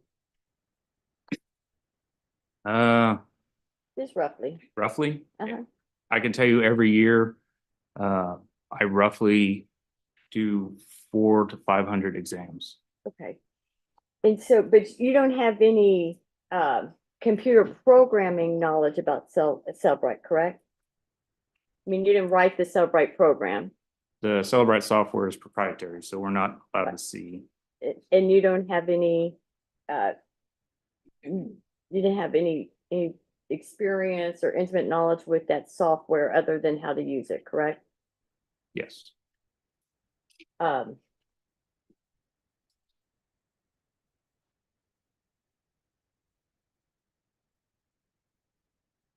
And then when you become a Cellbrite, it looks like on your CV, a Cellbrite certified operator. Yes, ma'am. That's a certification you received through Cellbrite, correct? In conjunction with the NCFO. I got that while I was there in training. Okay, so, Cellbrite sells it to NCFI. And then they train you on it jointly. Yes.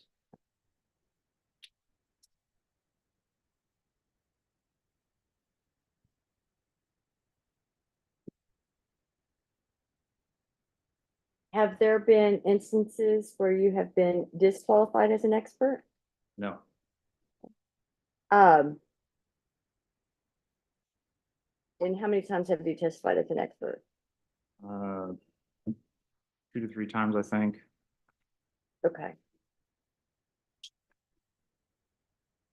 And that was in the last year or so, it looks like? Yes.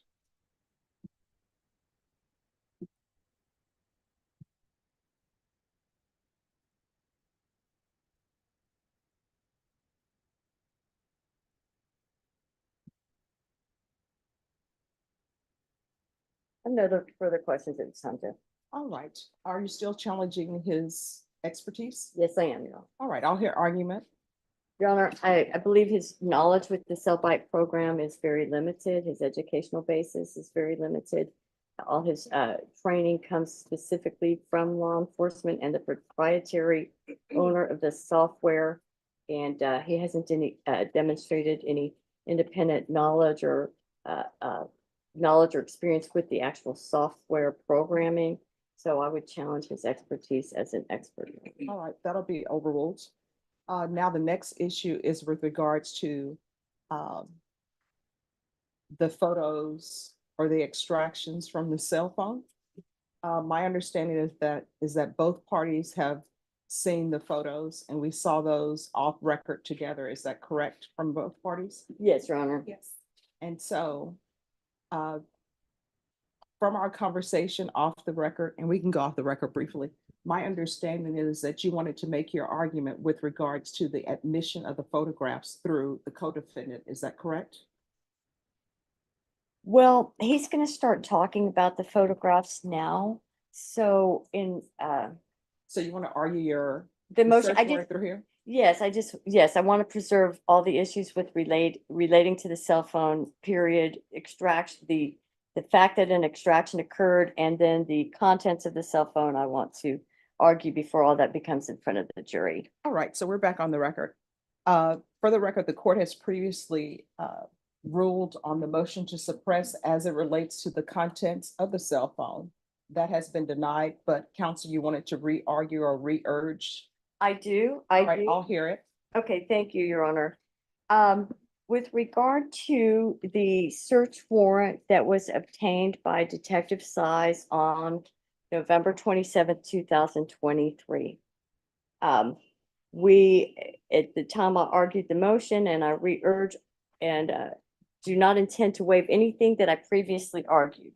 So if I fail to mention it here today, I do not intend that I have waived it. But just to summarize and re-urge for now, and if the court will recall, there was an initial search warrant on or about February 14th of 2022 that had a supporting affidavit and authorized search of a cell phone. That was argued in a motion to suppress on November 29th, 2023. And on November 29th, 2023, the court granted my motion to suppress and suppressed all contents of the cell phone. Prior to that hearing, the state obtained a second cell phone warrant, which was again prior to the hearing on November 27th, 2023. And so I had several challenges to that warrant, and but I think one was related to a missing month, and others related to the fact that I believed it was constitutionally impermissible because it was a subsequent warrant. that under the Fourth Amendment of the Constitution of the United States and the Article 9 of the Texas Constitution, it violates the constitutional right of citizens to be free of unreasonable searches and seizures. And we had, in my argument, in which I want to re-urge today, I had focused on some language that appeared in warrant from November 23 that did not appear in the warrant from February 2022. And my argument with regard to this, not new information, so I do want to make that clear because I think that that was some confusion in the hearing. It was not new information, it was newly added. And I would submit that the sufficiency of the content of the second affidavit remains insufficient to support a finding of probable cause for the search of the cell phone. It is entirely vague as to time. It is entirely vague as to what device. It mentions that there was some photographs of children in a shower. It doesn't have any mention of what device or camera was used to take those pictures. Like there was no link between that allegation and the particular cell phone that was being searched. And there was some reference to the cell phone being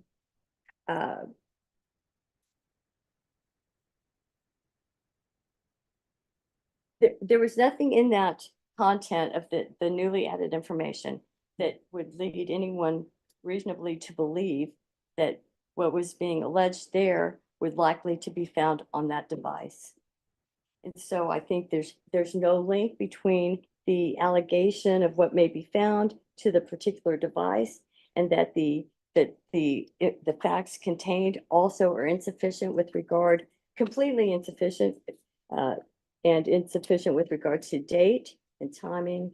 And I would re-urge the court to grant my motion to suppress. All right. And the court remembers your previous arguments, and the court has previously reviewed both the exhibits that you offered in the motion to suppress, and that will be denied. Thank you, Ron.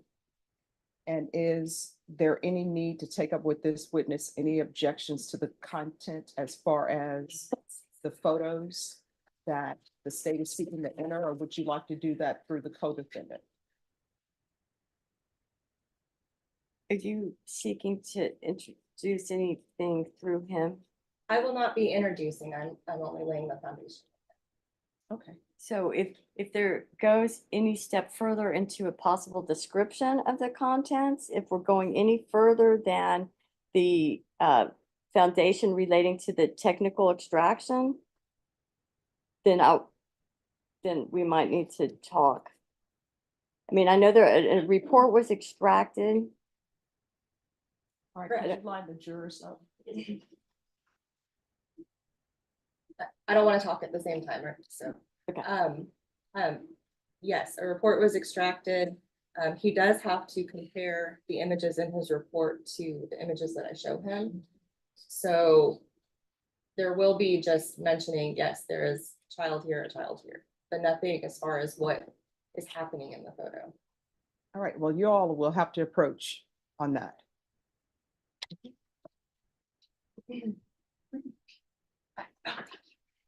I'll read that.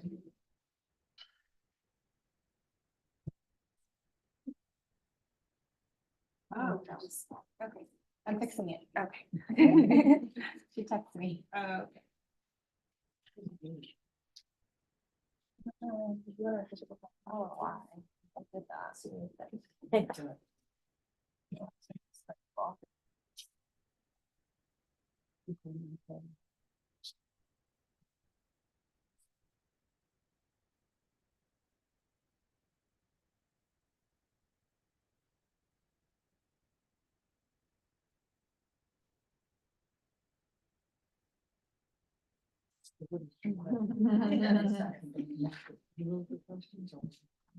outside in the hallway.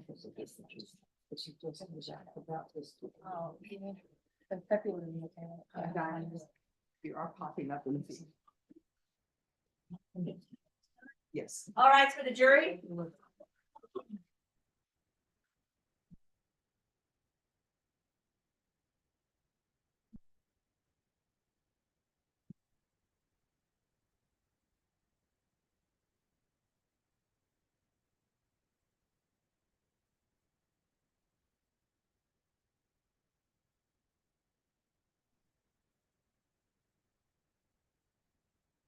All right, please be seated.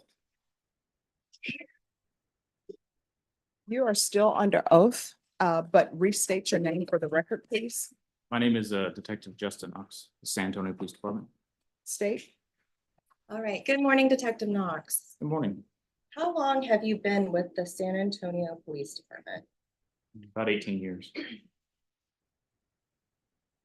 Now, prior to joining the department, did you have any degrees or licenses? Yes, I have a associate's degree in computer science with a specifics in graphics and simulation.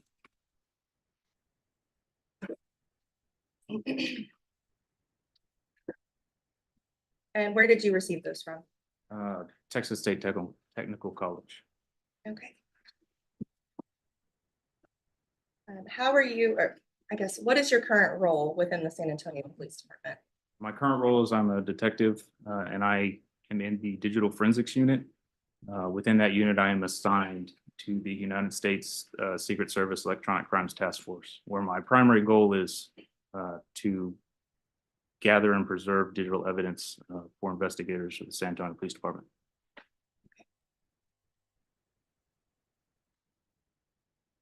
Were you provided well, to clarify, when you say digital evidence, what does that include?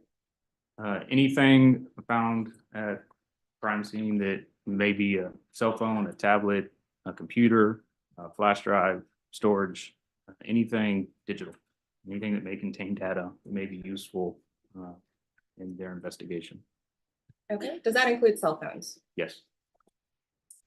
Your Honor, may I approach this witness? Yes.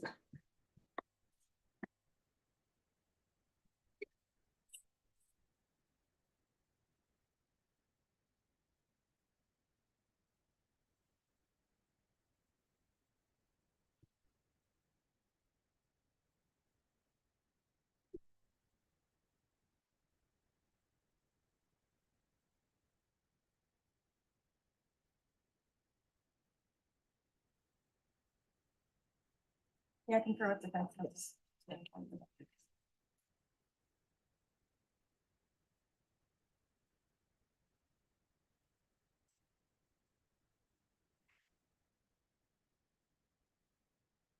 And defense, you can move about the, well, with the state. I am handing you a number of exhibits at the moment.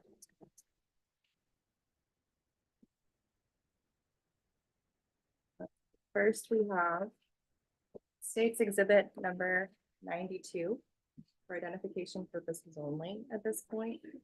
And inside, there is 92A and 92B. I'm also handing you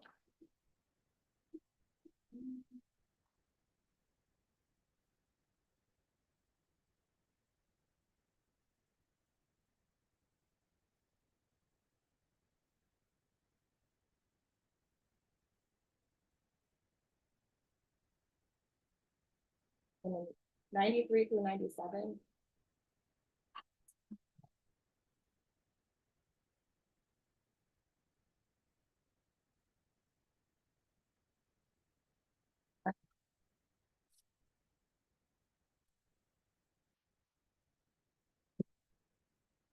Okay. 93 through, I'm sorry, 93, 94, 95. What are those exhibits? These are pictures of when I had the cell phone for examination. I took a picture of the front of the cell phone, back of the cell phone, and the SIM card that was inside the cell phone Where did you receive this? at my office. How did you receive Oh, this? from the investigator who was investigating this case with a warrant and an intake form. Was that Detective Size? Yes, Was this a case involving the defendant Jose Ruiz? I believe so. Was this a fair and accurate depiction of the cell phone as you received it? Yes, And what about exhibit 95? What is that? that is the SIM card. And did you have to do anything to the phone to take a picture of that? So it's held within a little tray inside the phone, so I remove it. Pull the tray out, pull the card out. And this was a fair and accurate depiction of the SIM card that came from this phone? Yes. Okay. Your Honor, I'd offer State's Exhibit 93, 94. Defense?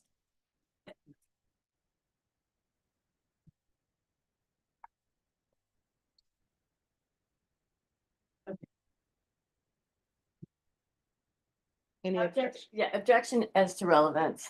All right, the objection will be overruled. States Exhibits 93 through 95 are admitted. Okay. So as it relates to this cell phone that you did the extraction for, what is State's Exhibit 92, which includes 92A and 92B? 92A and 92B is my report of all the data or data that came out of the cell phone. Okay. And what kind of data can be extracted from a cell phone? Lots of data, anything that you would find in a cell phone, call logs, text messages, videos, images, application usage, location data, anything that you would generally find on a cell phone.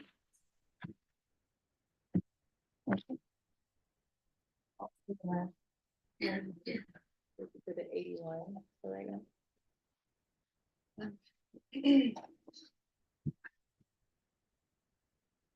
Now, what is the program that you use to download a phone? We use a program from a company called Celebrite.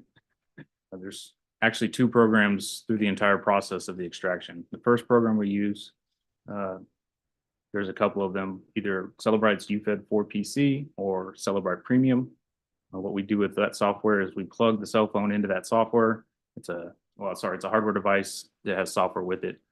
We plug it in, it communicates with the phone, and it will extract the data. Once the data is extracted, I take that data to another software called Celebrite Physical Analyzer, and that will decode all of that data and put it into a report that's usable and readable. It gives us all this text messages and images and things like that. So I use two different programs, just the acquisition and then the parsing and decoding of the data. How long does it take to download a cell phone? It entirely depends on the size, how big the phone is, how many images are on there. It could take 30 minutes to a couple hours. Okay. Your Honor, at this time, I would like to republish just a portion of State's Exhibit number 76. All right, and States Exhibit number 76 that has been previously admitted. Yes. All right, any objection? Yes, Your Honor, I object. All right, that'll be overruled.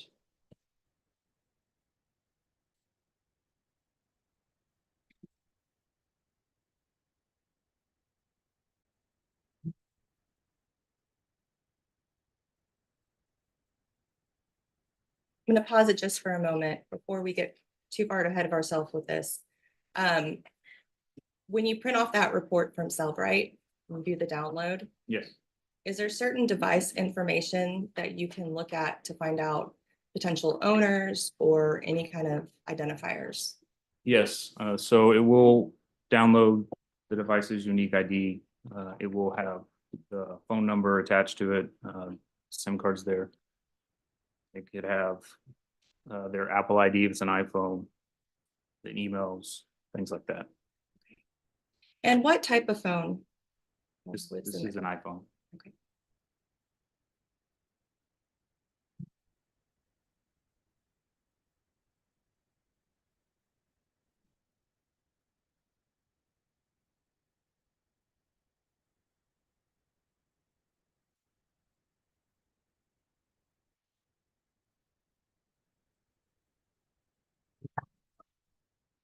Very much the way, you know, everything comes from, moving on that whole situation. So, I'm in the situation, so I don't know what's going on. I can't remember their name. What's the relationship?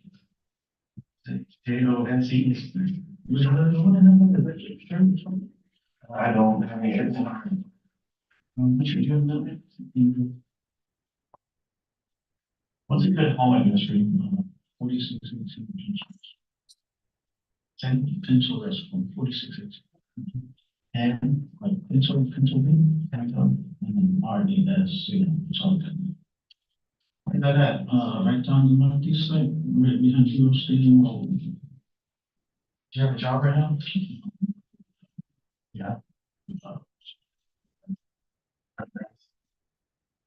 have a example?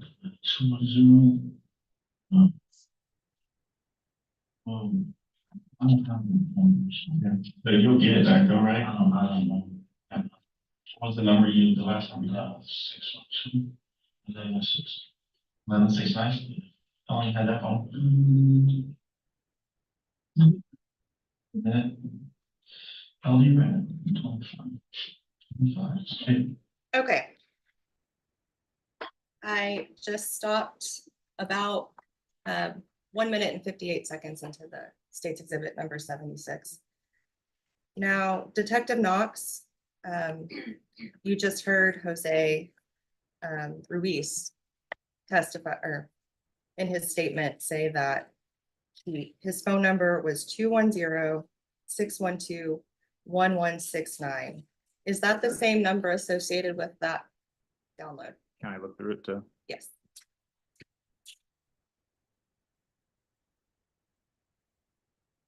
Yes. And are you able to tell how long the phone has been active or when it was first initiated?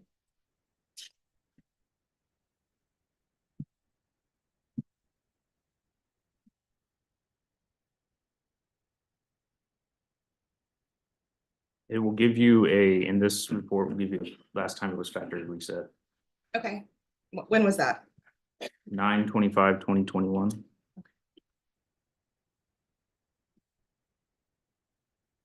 I'm sorry, I didn't hear the first. What did you say that the 9/25 date was from? The report indicates that the phone was factory reset. Oh, okay. Okay, so if it was factory reset, it was probably being used before then as well. Possible. Okay. You also heard in that statement, Jose Ruiz say you'd had it for, quote, a minute. That's slang, right? Generally, yes. And what does that generally mean? Just a very short period of time.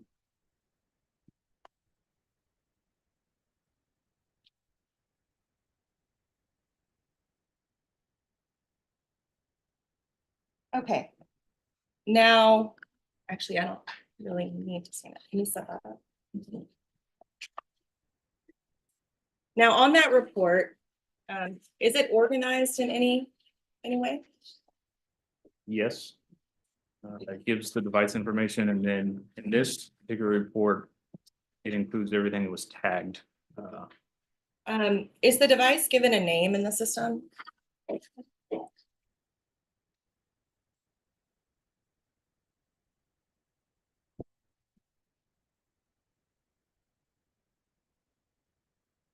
So the device name is Jose's phone. Now, when it preserves the images in the phone, is there a way for you to compare the printed report to images and see that they are the same? Yes. Were you also able to look at this download on a computer before coming to court? Yes. When it preserves images, is there any kind of, I believe the term is metadata attached to an image? So metadata is data about data. So metadata attached to images generally will be the type of camera used, its resolution, the phone, if it was used by a phone, what version of the phone. So it's just data about that image. Now, I did hand you a stack of exhibits. I do, at this time, I ask that you keep them to yourself. Okay. They are not in evidence. However, I'm gonna ask you to look at these and compare it to the report and see if the images that are marked with a certain exhibit were present in the download that you did of Jose Ruiz's phone. Okay.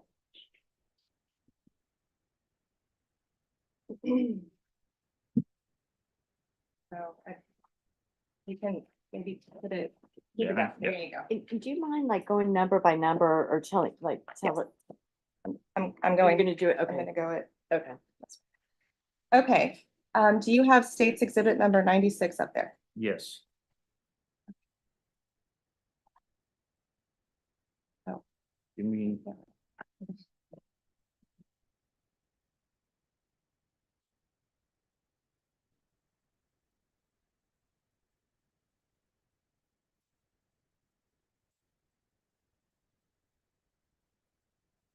Located it in the stack of photos? In the stack of photos, yes. Okay. Is that an image that you found located in the cell phone download? Yes.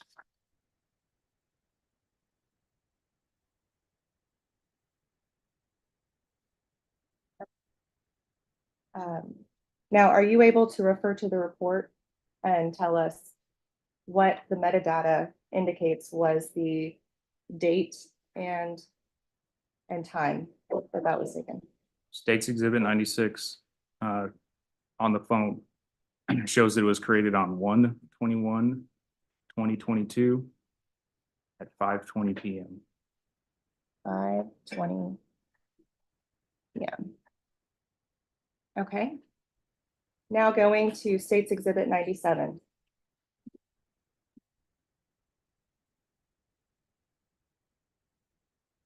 That image from the phone indicates that it was created on 1/21/2022, 4:44 p.m.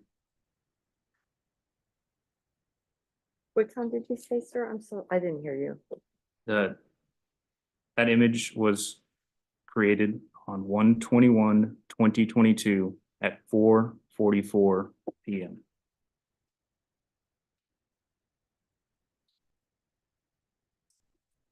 Actually, if we can go back, the seconds are always also included. On States Exhibit number 96, that was 42 seconds, 5:20:42. I don't know if you want to get that. Oh, it was 5:20 and 42 seconds. And the second one is 4:44 and 18 seconds. Okay, I'm not worried about the seconds. Okay. And I won't include them in the next one. At both PM, correct? Correct, both are PM. I guess maybe your voice trails a little or the microphone's not that, so I appreciate it. Thank you. I'll speak louder. I'm sorry. I know the jury needs to hear you too, so I'm not trying to interfere, but thank you. Oh. Speaking of microphones. Okay, sorry about that.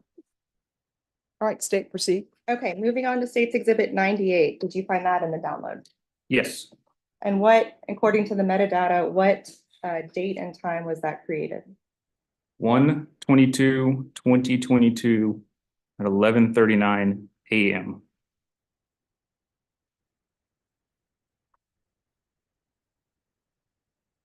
Okay.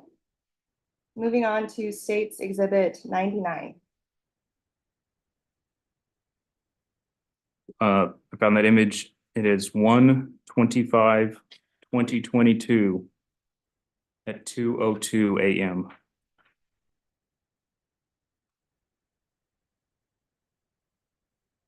Okay.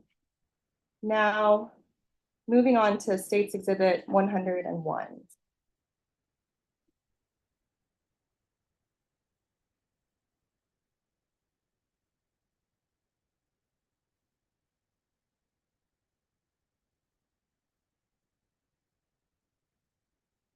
That image was created 2/2/22 at 9:20 PM.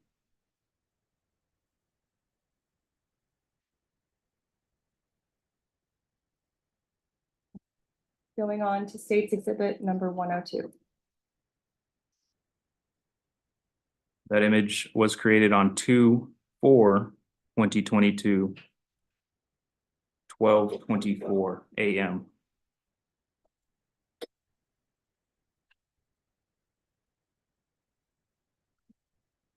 Going on to State's Exhibit 103. It is a 2/4/2022 at 12:25 AM.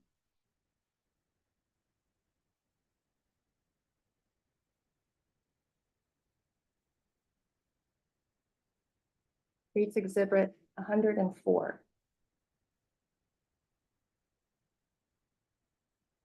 1/29/2022 at 7:21 AM.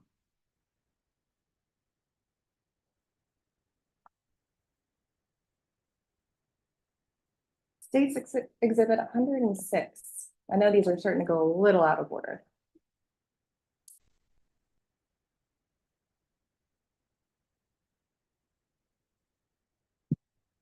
Two, 5/2022, 9:08 PM. 9:08 PM. Correct.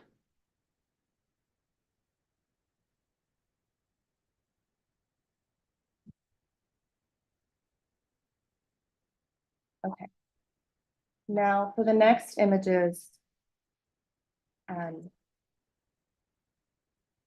State's Exhibit number 81. It is contained in the giant yellow envelope.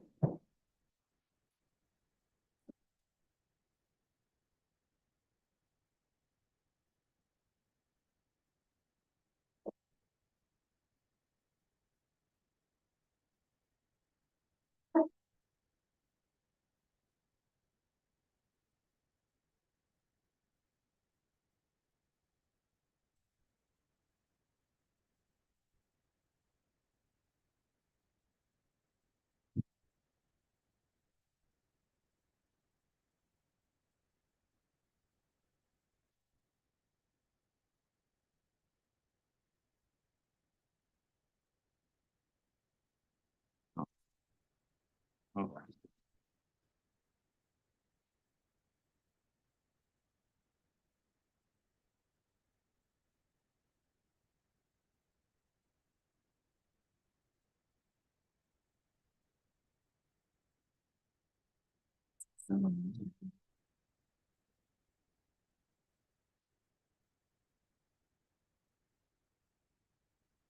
There's 1 moment.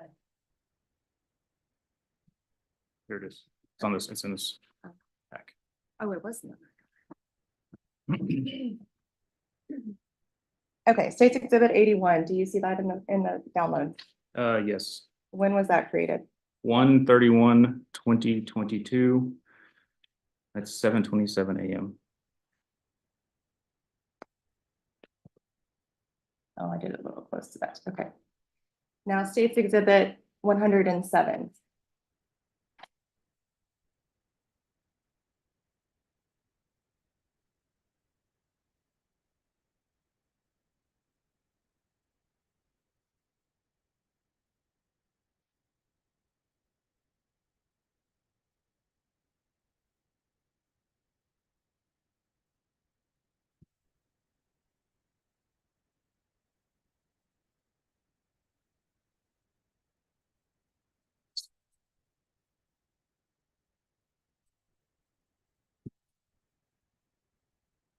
Do you see that in the download? Yes, What, it is. when was that taken? Exhibit 107 was created 1/31/2022 at 7:28 AM. So 1 minute after State's Exhibit 81. Yes. All right, now, is State's Exhibit 109 up there? Yes. Okay. When, are you able to see that one in the download?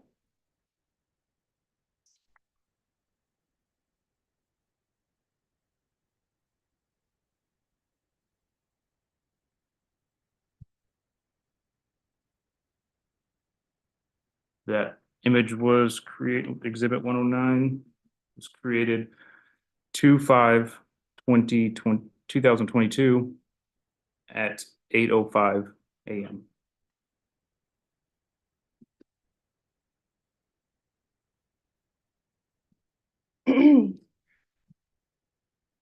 Now I am going to bring you what has been marked as State Exhibit 108. Have you viewed this disc? Yes, And are those your initials on the disc? yes, Have you also viewed videos on your computer that were part of this download? yes, Are the videos that you viewed in State's Exhibit number 108 the same files that were in the download of Jose Ruiz? yes, And how many files were there? 3. And are you able to tell when those videos were made?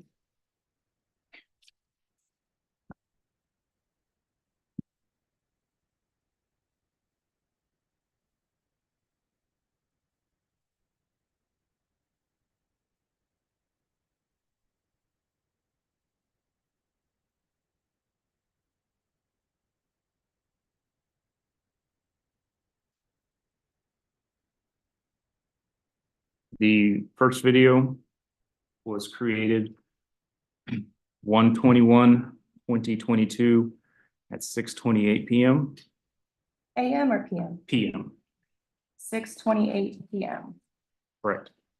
Okay. The second video was created 1/21/2022 at 6:48 p.m. Okay. And the third video was created 1/21/2022 at 6:54 p.m.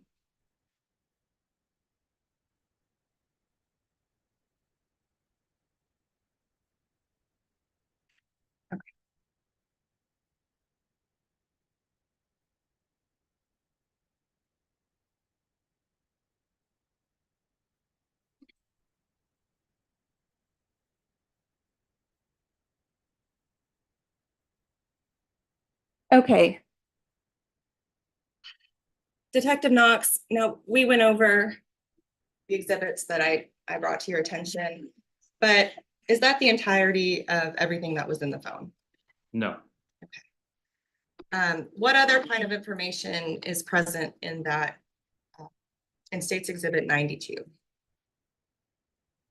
This report contains tags from the full report, and it tags application usage logs, call logs, instant messages, user accounts, audio files, images, videos, and external camera media, which was the photos I took. Okay.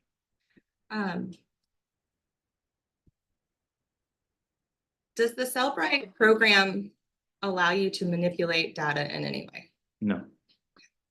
So everything that is in that report that has been created is in that report as it came from Jose Ruiz's phone. Correct. I'll pass the witness. Detective, the extent of your formal education is an associate's degree, technical degree, is that correct? Yes, ma'am. And you're in charge, you have been trained as and certified in the administration of the Cellbrite program, correct? Yes, ma'am. But you're not a developer of that software or are you? No, ma'am. And if we ask, and I don't know anything about the software either, as much as you do, correct? I mean, I have no knowledge of the software. And you wouldn't be able to recreate this software programming yourself, correct? No.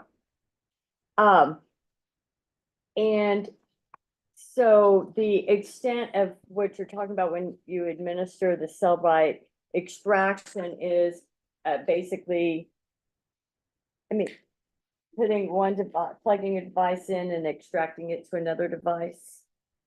Correct. Okay. And after you extract it to the other device, I guess you download and print or whatever. Yes, Okay. And so you have, of course, you have no knowledge of who created any image on this phone, correct? correct.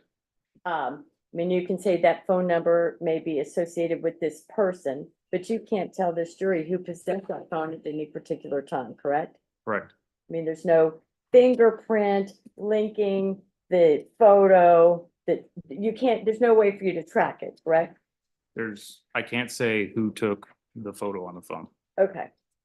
You can say based on the extraction and the data that it produced, based on that information, that's the information you can relay to us, correct? Yes. Okay.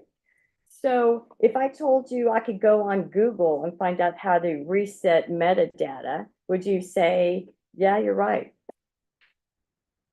Metadata can be reset, yes. Okay. And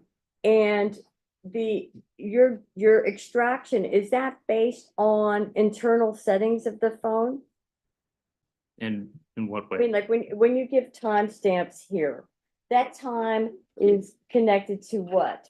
Some internal clock in the phone, correct? Correct. Okay.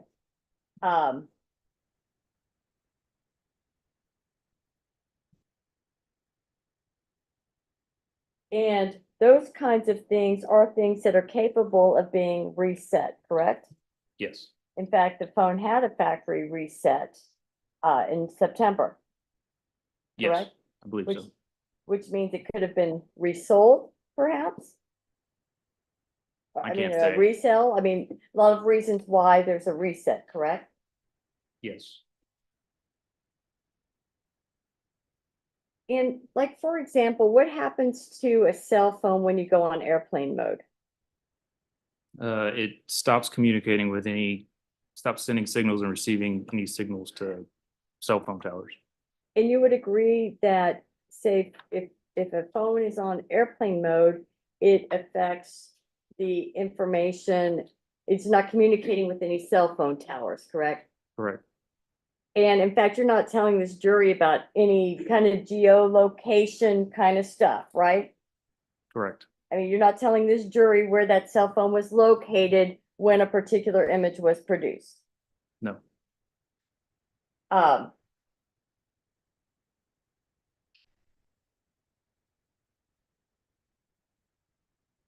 And you don't have any way to authenticate a particular image, do you? In what way? Well, all you can say is that, like, for example, what you just told us right now, this, I see that this image here matches this image in the report, correct? Yes. Okay, but you can't say anything about that image as to how it was created. You can't say how, right? You can just say what appears on the phone and what then gets translated into your report. I can say, depending on where the image is located in the phone, if it came, what app it came from, if it was taken with the cell phone camera. There's some data related to the picture. To the production. Yes. Okay. Okay, well, let's talk about apps. So the cell phone, I mean, we all know cell phones these days contain an enormity of information, right? It's our whole life is on our cell phones. Do you agree with that? Yes. And the information contained in cell phones is contained in many places on the cell phone, correct? Yes. So you have cell phone logs and text message logs. Are those saved in different places on the phone? Yes. Okay. And photographs, are those saved in different places on the phone? Yes.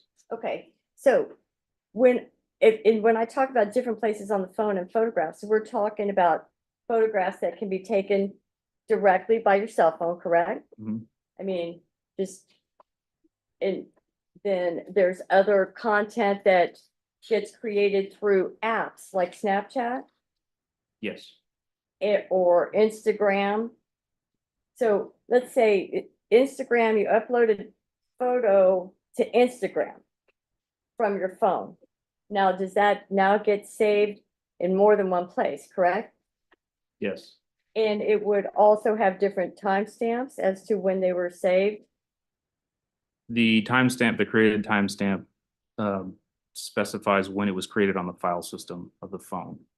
Okay, so if if it was created on the phone, but if it came from a different place, it would, say someone sends you an image through an app, it still gets saved somewhere on the phone, correct? And it will have that created timestamp.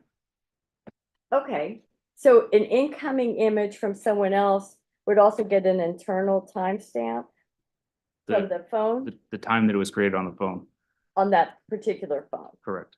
but not with regard to the creation of the image. I mean, it gets confusing. Would you agree? It can be. And in this day and age, we have a lot of data coming into our phones. Correct? Yes. Yes, Yes, from various sources, yes. from various sources, right? Including direct calls, direct text messages, correct? Yes, And then through various kinds of apps. correct. And would you be able, is this the only cell phone you examined in connection to this case? I believe so, yes. Okay. So was anybody brought another, no other cell phones to compare to this cell phone, correct? I can't speak on anybody else. I can just tell you that I believe this is the only cell phone I've examined. Okay, okay. Well, you can tell us that you didn't take this report and compare it to any other report generated by another device, correct? No,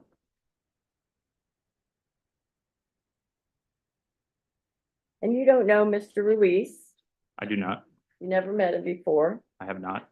You have no way of being able to tell this jury if he was even if he was even present when a particular thing was created. I would not.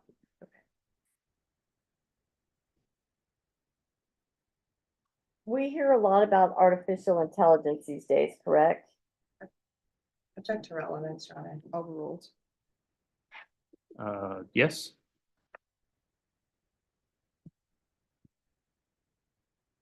And that's kind of a complicated thing, correct? in what way? Is it easy to recreate artificial intelligence? I mean, yeah. Is it artificial images? I don't, Well, okay, I'm sorry for the confusion of the question. Let me say this. Or ask it this way.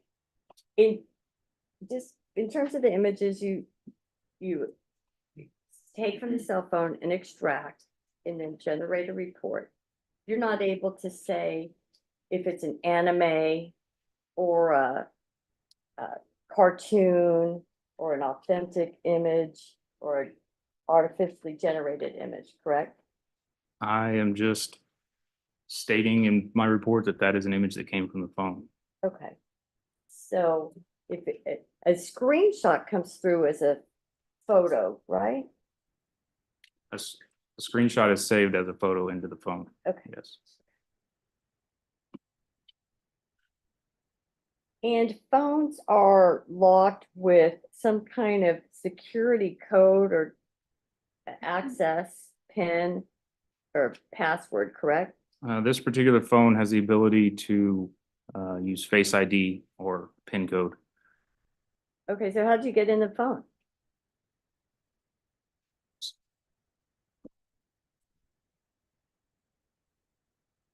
The PIN code was provided. Okay, so the phone was provided, you don't know who gave you this phone? Detective size. Okay, okay.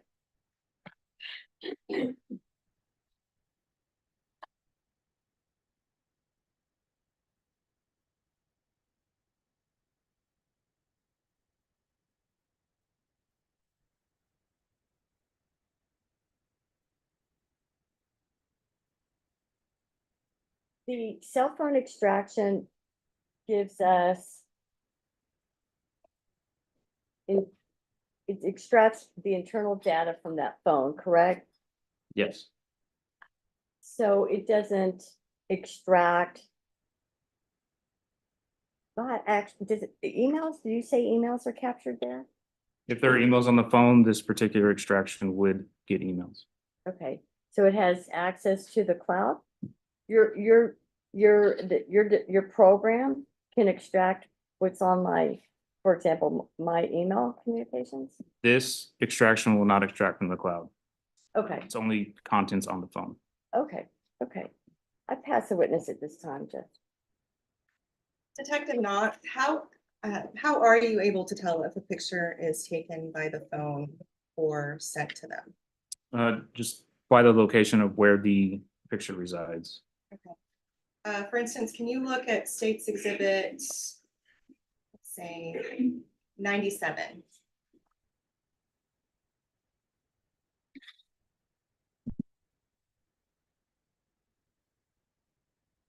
You previously testified that it was created on January 21st, 2022 at 4:44 p.m.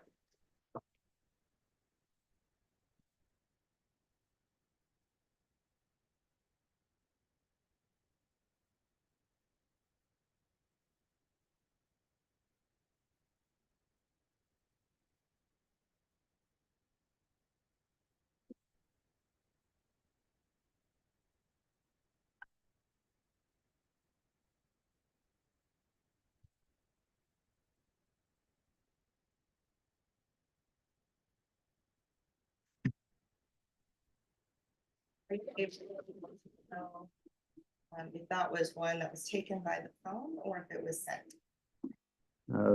This one appears to be taken by the phone because it exists within the DCIM folder, which is the digital computer image. Any image that's located there usually is stored on the camera roll. Can you check, let's see, State's Exhibit 106, which you previously testified was created on February the 5th of 2022 at 9:08 p.m.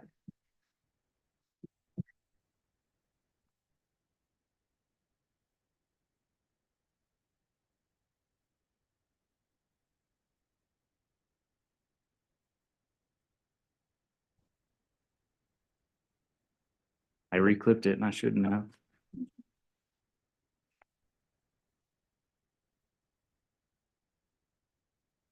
Okay. Could you just clarify what State's Exhibit that was? 106, but you know what, just to alleviate any possible doubt, let's just go through it. Okay, 96 on 121:22. Yeah, that's, I'm gonna have to go through. All right, excuse me. Y'all are getting conversational and whispering, and the court reporter cannot take that down. I apologize. If I may, I'm gonna just step up so I can be Yes. sure to hear. And attorneys, you have the court's permission to move about the well. Ms. Efron, if you'd like to move where they are, you're more than welcome to do so. Okay. Okay, so let's start State's Exhibit 96 from January 21st, 2022 at 5:20 p.m. Okay, that is also located in the DCIM folder. Which means the user of the phone took that picture. Yes. I'm sorry. DCIM stands for digital computer image. Oh, DCI. correct. Do you mind repeating that? So, Yes, so when an image is located there, it's stored within the camera roll. And it generally indicates that it was taken by the phone. And you previously testified 97 was taken by the phone. So let's go to State's Exhibit 98 on January 22nd at 11:39 p.m. 11:39 a.m. Also located in the same folder. So it's taken by the phone. Yes. State's Exhibit 99, January 25th, 2022 at 2:02 a.m. Located in the same folder. Also taken by the phone. Yes. 101, February 2nd, 2022. Was that? This is where it gets out of order. So no. Yeah.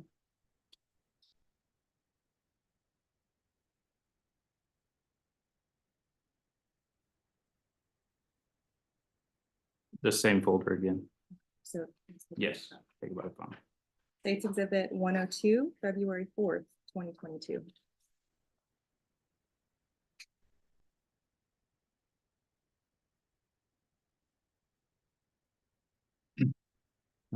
Located in the same folder, taken by that phone. States Exhibit 103, February 4th, 2022. Located in the same folder, so it's taken by that phone. Okay. States Exhibit, I'll go to States Exhibit 106, which is February 5th, 2022.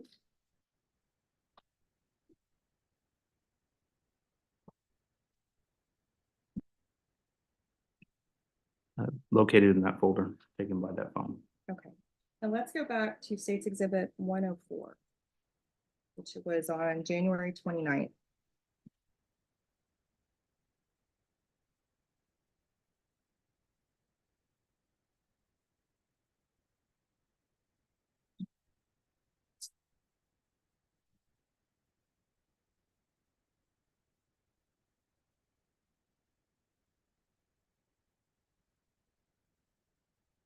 Is there something different about this image? That one looks to be a screenshot Okay, how can you tell it's a screenshot? because there's parts of the image that has, there's an overlay on the image. Okay, and what is a screenshot? If you're looking at your phone, you can press certain buttons and it will capture in the image of the screen. Are you familiar with the Ring camera system? A little bit. Okay. Do they have are you aware if Ring users have a cloud that they attach their data to? Yes. As in they do have a cloud? Yes, there's a monthly fee that you can subscribe to. Okay. So to view image from a Ring camera, would that image be stored on the phone or would it be outside of the scope of the phone? I'm sorry, can you repeat that question? Okay, you said there's a monthly fee to store your Ring camera footage up in a cloud, a digital atmosphere, if you will. Yes. Okay. And when you have a phone, like the phone you downloaded, and you are viewing information from the Ring cloud, is that information going to be stored in the phone? No, I'll get to leaving the witness. That'll be overruled. I'm not entirely sure exactly how the Ring app works, so I can't tell you that if it is stored on the phone as you view it from the cloud or not. Okay. Did you see any, oh, I'll retract that question. If that were the case and a screenshot was taken, would that be a way to preserve information from an image that would have otherwise been in the cloud? Yeah, anything you take as a screenshot of your phone will stay within your phone. All right, I'll pass the links. All right, Jane, if I may, Your Honor. Yes.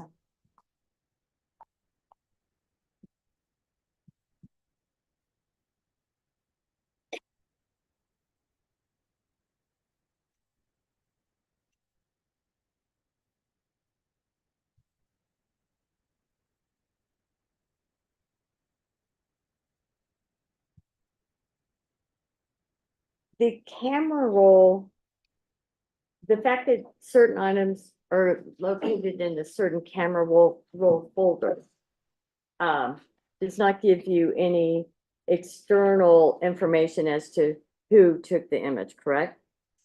No, Or who possessed the phone when the image was taken. no, I don't know. I can't tell you that. You don't know anything that was going on externally with the phone, only what was internally extracted. Yes, exactly. I know what the report is telling me. Okay, okay.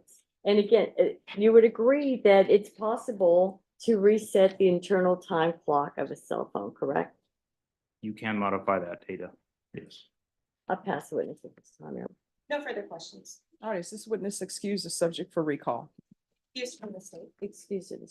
All right, the rule has been invoked. What that means is you can't discuss your testimony with anyone. The only persons you're allowed to speak to are attorneys for the state of the defense, and you're not allowed to view anything about the case. Thank you. State, who's your next witness? Judge, come here. Yes, who's your next witness? Katrina Mendoza. All right, so is there a reason for this approaching? We'll bring her in. We would ask that she be brought in outside the presence of the jury. And her attorney. And her attorney is present. He's present. Oh, he is. All right, defense. Okay, so Defense. they're bringing, Defense. Yes, Your Honor. Do y'all have any objection to the next witness being brought out outside the presence of the jury? she's your witness. I don't know, I really don't know why, Your Honor. Yes, yeah, we object. I'm sorry, do you object? Yes. All right, call your next witness. Okay, Judge, and then housekeeping matters. Can I have 5 minutes? I need this restroom. Please. All right, ladies and gentlemen. Question. Ladies and gentlemen, are you okay with taking a break and then taking this witness up? And I'll give you a 10-minute break and then we'll take this witness up. Are you all okay with that? Yes, All right, please remember my previous instructions and we'll bring you back in 10 minutes. All right, for the jury.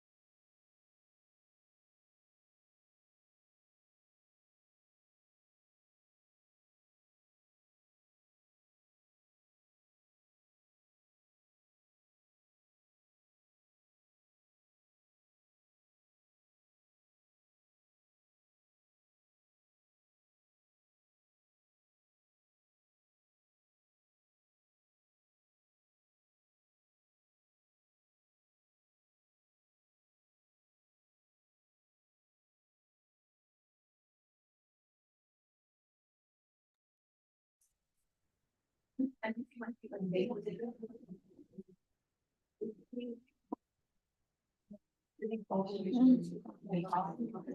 you need to move to speak with her, that's what Deputy Laura knows.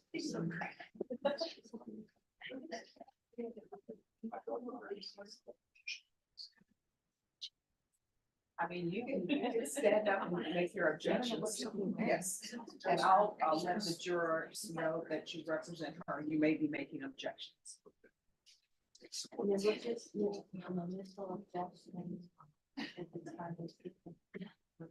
Yes. Lorena? Yes. Lorraine? But that's fine. But when you're ready to make the objections with the photos, just make the objections and then approach. You're ready. All right, for the jury? Hey,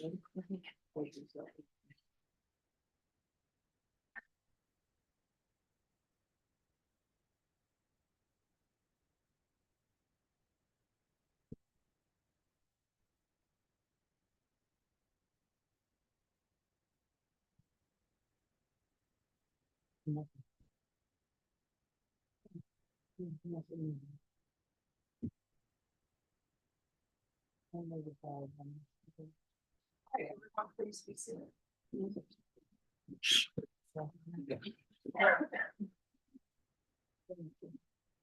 State, call your next witness. State calls Katrina Mendoza.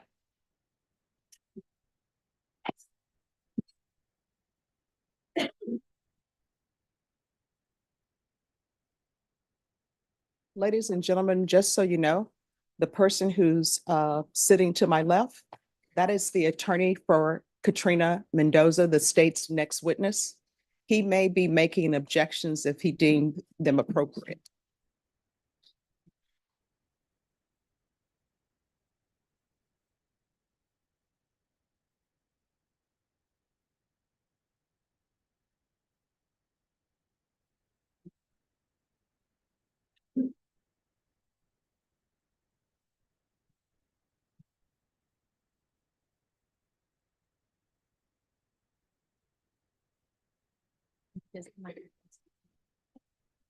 Raise your right hand.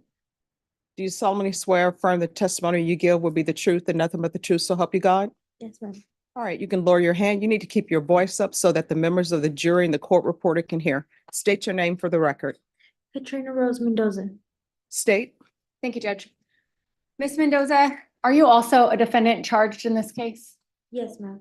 Okay, have you accepted a plea agreement as part of that charge? Yes, ma'am. And what was that plea agreement? Can you explain it to the jury? A cap of 45 and with the testimony and possibility of probation.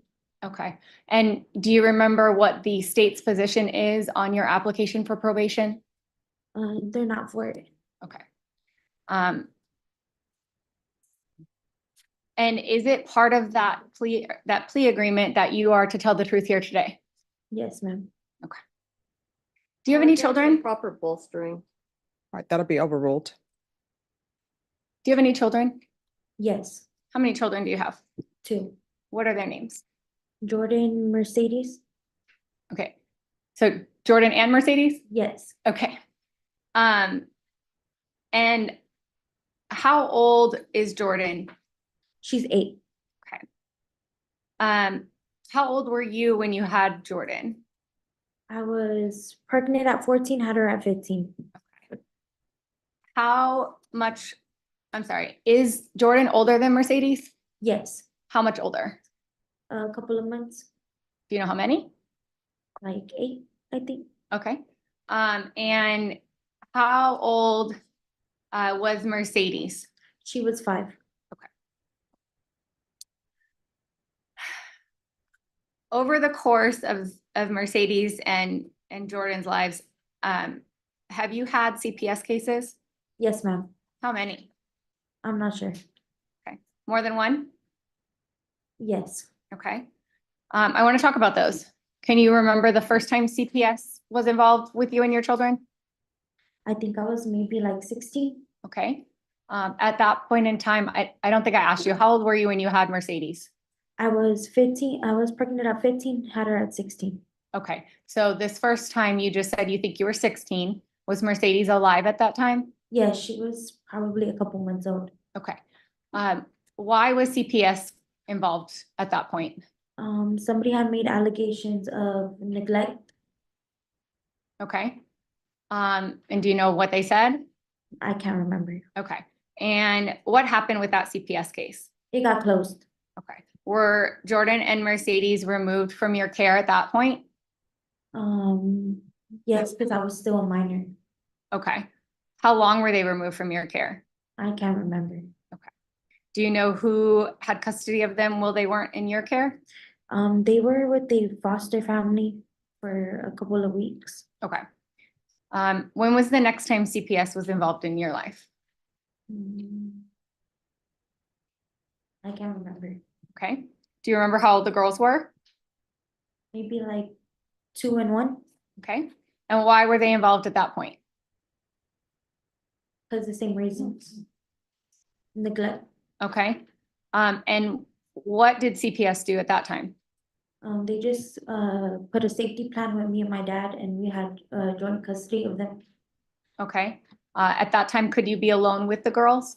No. Was that case closed out? Yes. Okay. Were the girls ever removed from you with your father? No. Okay. Was there another time CPS was involved in your life? Yes. When was that? I can't remember. Okay. Do you remember how old the girls were or anything about that time period? No. I think maybe Mercedes was 3 and Jordan was 4. Okay. And what was the reason they were involved in your life at that point? We had made a CPS report because I had a babysitter and they sent me a picture of a slap mark on Mercedes' back. And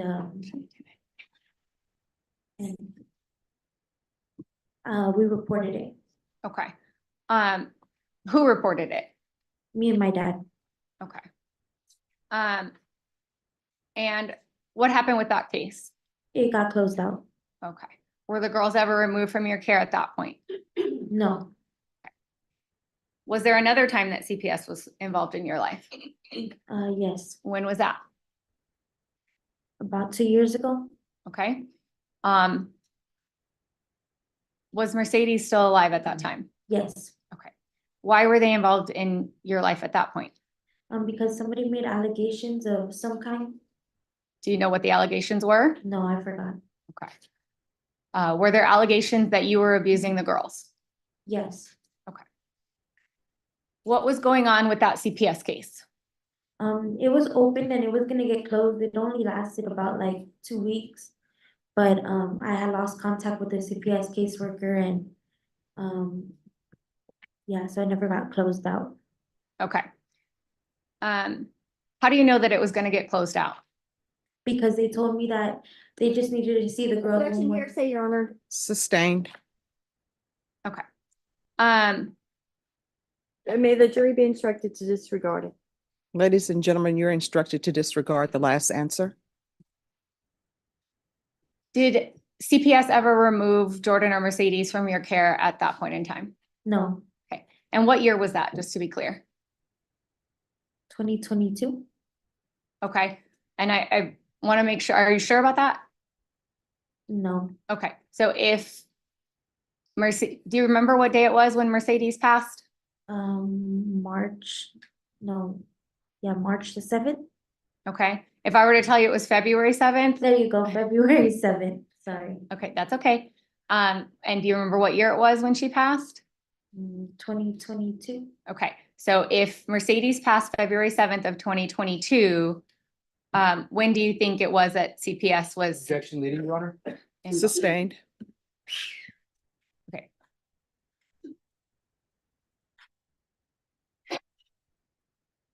What year was it that CPS was last involved? 2022. Okay.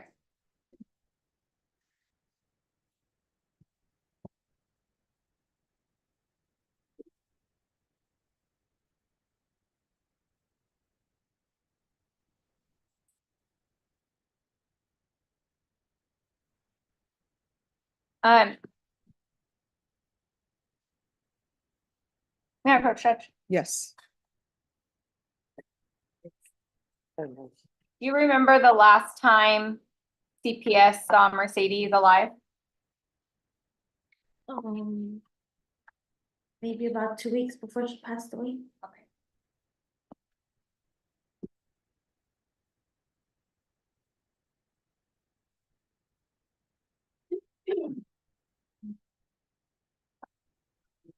$109. Okay, I'm showing you what should mark as State's Exhibit 109. Yes, that was the last time. Okay, before you say that, I gotta ask you a question.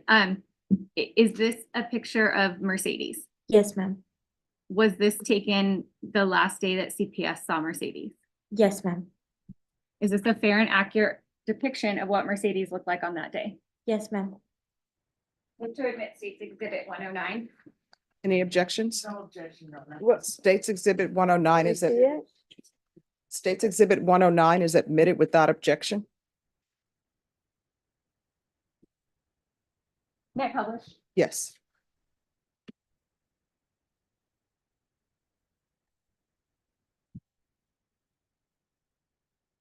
Was that Mercedes on that day? Yes, ma'am.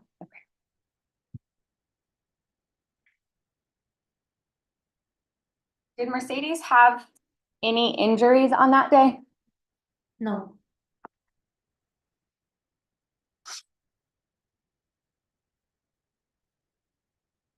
Can you tell the jury about Mercedes? She was 5 years old. She was my youngest daughter. She was very smart and beautiful. She was a very outgoing kid. She liked to have a lot of fun. She liked to dance. She liked to sing. She liked to be on TikTok. She was very close with her sister Jordan. Objection, Your Honor, relevance? Sustained.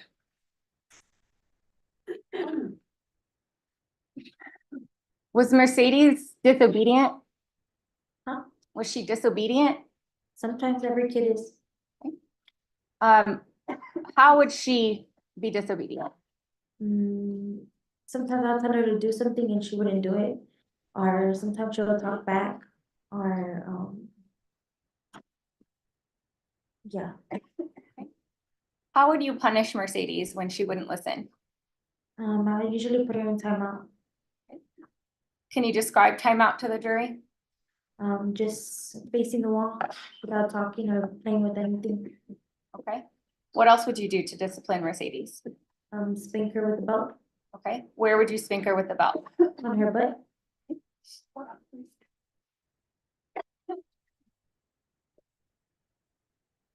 Do you need any water? All right, just give us one moment.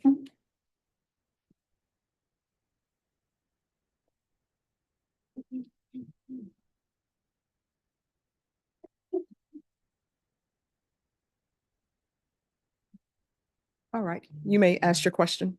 Thank you, Judge. Would you do anything else to discipline Mercedes? No. Did you favor Jordan over Mercedes? Yes. Okay. Why is that? Because she was my firstborn. I was really close to Jordan and I mean I love Mercedes too, but I was really close to Jordan. Were you not close to Mercedes? There was a conflict, like people would try to get in between my relationship with my daughter and it was a how can I say it, like a hard time to get that bond. Okay.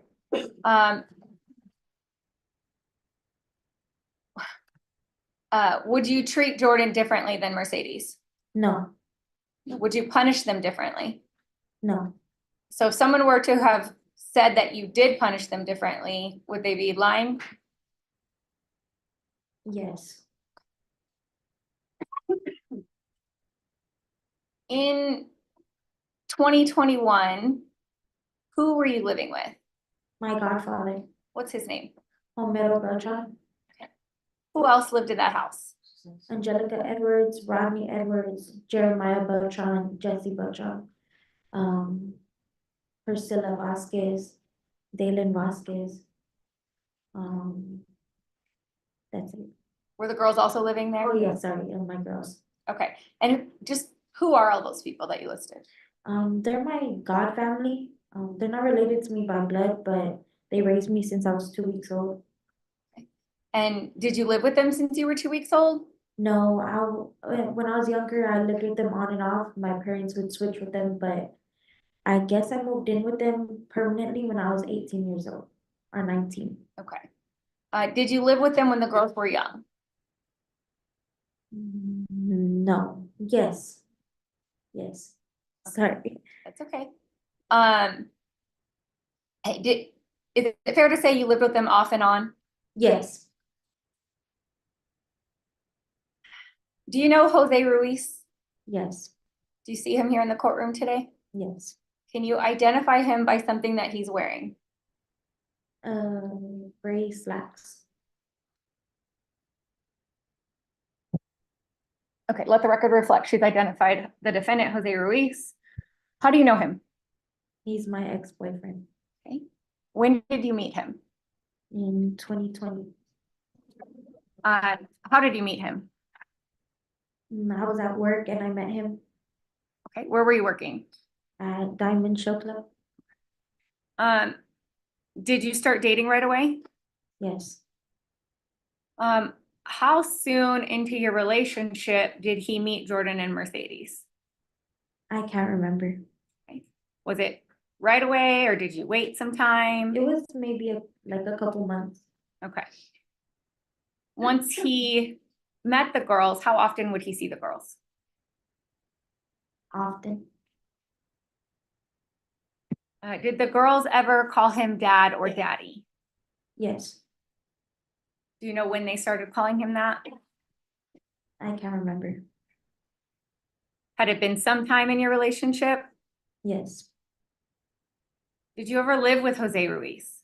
Yes. When did you live with him? Like in 2022. I can't remember. Did you live with him consistently or off and on? Off and on.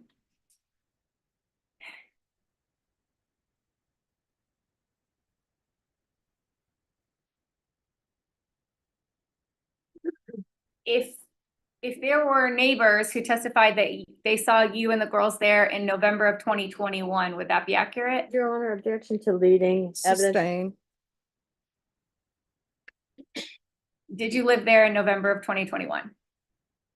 Yes. Do you remember how long you lived there?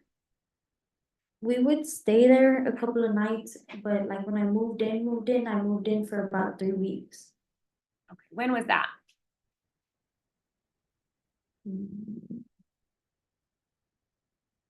Like in November of 2023? No, 2022.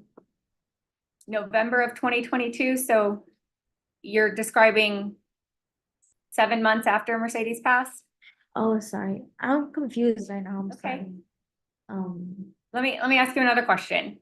The 3 weeks that you said you lived with Jose consistently, was that the 3 weeks before Mercedes died? Yes, ma'am.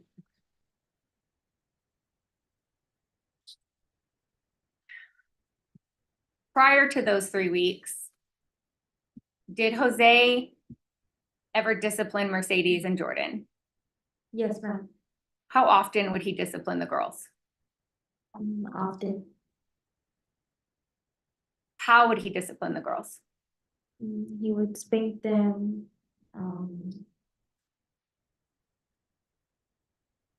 He would pull Mercedes' hair and cover her mouth and nose. Use thumbtacks on her feet. Okay, I'm gonna stop you real quick. I want to focus on not the last 3 weeks, but before that. Did that all happen before those last 3 weeks or? No, so it all started with just like timeout and then timeout with rice on the floor and they would bend on the rice. Making her stay up all night. Objection, Your Honor, I put a time frame on this. When did these things? All right, that'll be overruled. Ask your next question. Thank you, Judge. Okay. Would the punishment from Jose get, or did the punishment from Jose get progressively worse throughout your relationship? Yes, ma'am. Okay.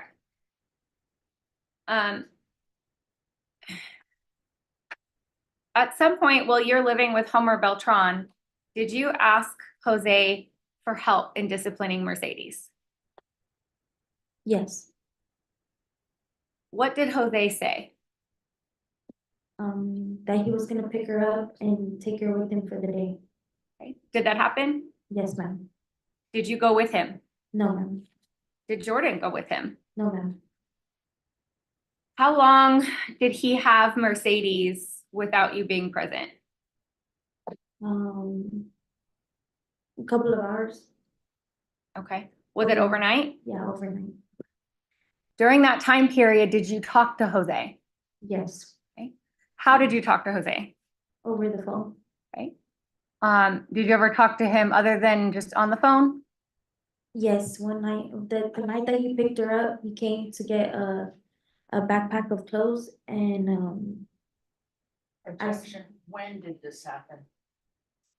All right, you can continue, ask your question. Okay. Do you remember when this was? no, Do you remember how long it was before Mercedes passed?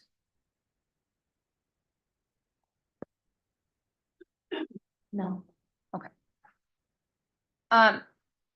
On that night that he had Mercedes, did you communicate other than through a phone call? yes, How? in person, Okay. Did you communicate through text or video chat? yes, Which one? both, Did you see that night? Objection, Your Honor, we're talking about a night. In the span of how many months or years? This is totally vague. Objection as to vagueness. All right, that'll be sustained.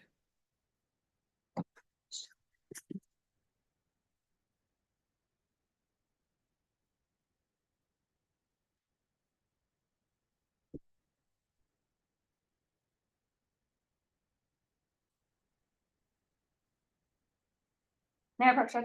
Yes. Your Honor, I'm objecting to any photographs. Is All this right. the appropriate time, Your Honor? No, she needs to offer them first through this witness, and then I'll hear your objections if there are any objections.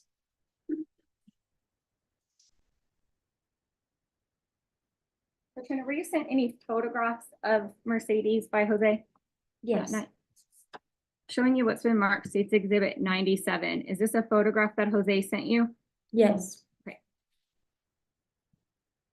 If there was testimony that this happened on January 22nd of 2022, does that sound accurate to you? Objection Yes. as to the leading. That'll be sustained as to leading. Is this a fair and accurate depiction of how Mercedes looked in the photo you were sent? yes, ma'am. State moves to admit States Exhibit 97. All right, if you all approach. And if I could see States Exhibit 97, please.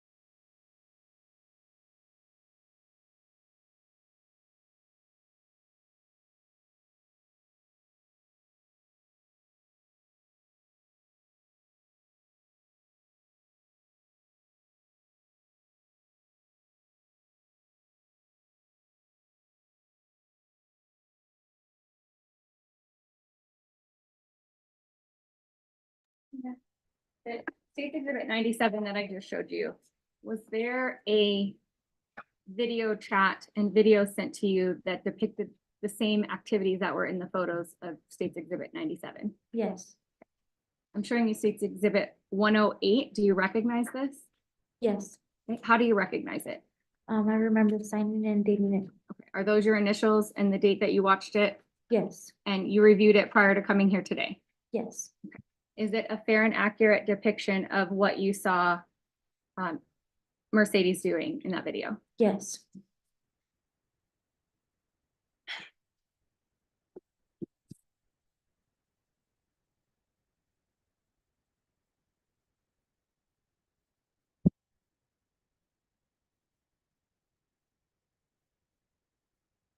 Next question. Yes, Judge, I'm sorry. How long until you saw Mercedes again? The next day, And what happened when you saw Mercedes again? she was drenched in some kind of water or beverage. Did Jose tell you what happened? He said that she wouldn't stop crying, so he threw water on her. Okay. Did you observe any injuries on Mercedes? Not at that very moment. Okay.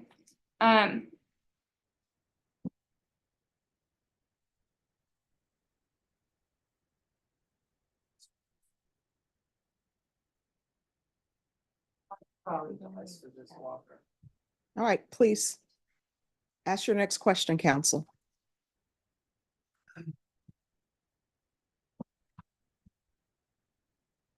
And I'm showing you State's Exhibit 96. Do you recognize this image? Yes, ma'am. Was this an image of Mercedes on that same night? Yes. Objection as to the leading. Overruled. How did you receive this photo? Through a text message. Who sent that text message to you? Jose.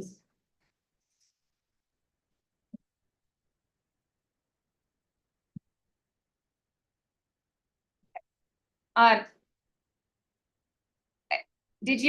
sorry, did you observe injuries on Mercedes when you saw her again?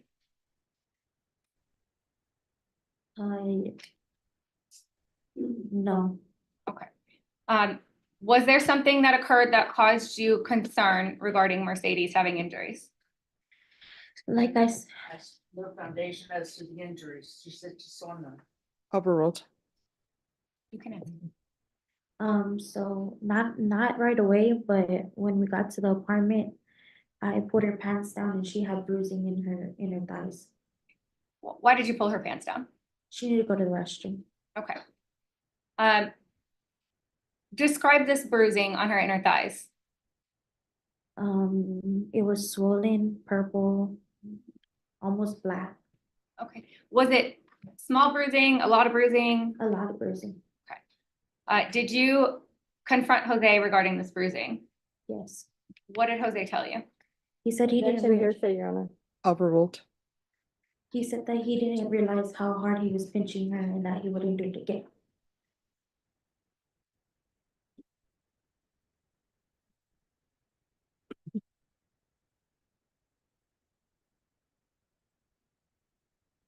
Okay.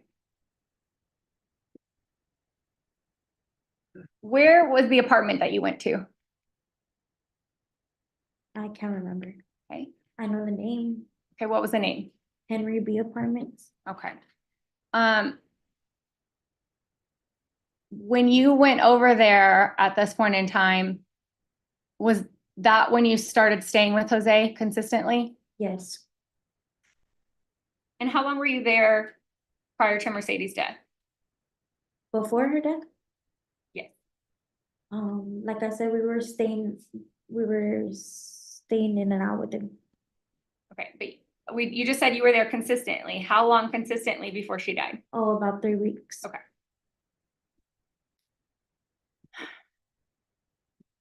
During this time period, would Jose continue to punish Mercedes?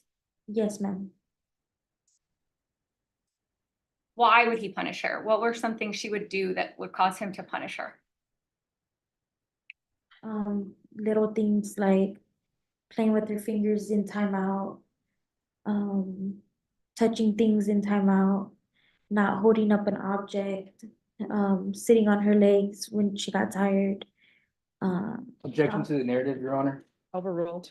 And Judge, I'm sorry, I'm just gonna object. I believe this is Ms. Connolly's witness. I gonna No. object to, okay. You may continue your answer. What was the question again? How would Jose punish Mercedes? How would he punish her? Yeah. I thought that objection, I thought that was why he was punishing. Not Oh, I'm sorry. You're right. It was why he would punish her.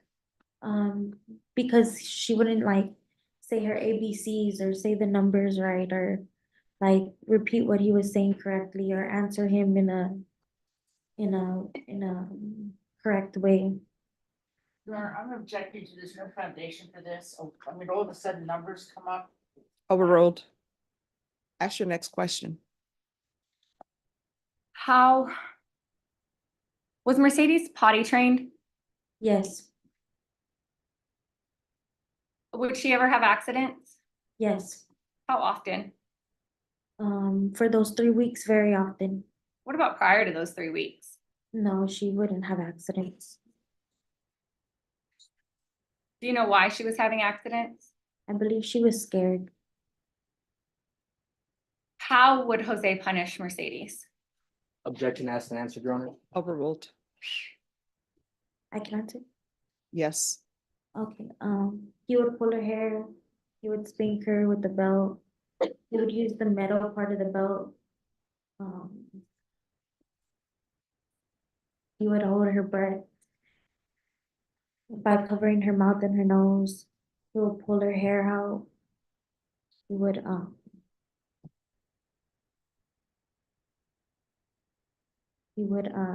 not let her eat certain foods or have a certain drink. He would keep her standing up for hours at a time. He would sleep deprive her. That's all I can think about right now. You mentioned that he would cover her mouth and nose. Was there ever a time where Mercedes became unconscious due to this? Yes, What happened? he just covered her mouth and her nose and let her go, and her body fell to the floor. Okay. What had to be done because of that? Had to blow, well, he had to blow in her mouth like CPR. Okay. Was she standing or laying down when he did that? With the Oh. CPR, No, covering her mouth. she wasn't standing or laying down. He was like carrying her. How many times did that happen where Mercedes went unconscious because of that? About 2 times. Was there ever a time where Mercedes would do that to herself and hold her own breath? Yes, Would that ever cause her to go unconscious? no,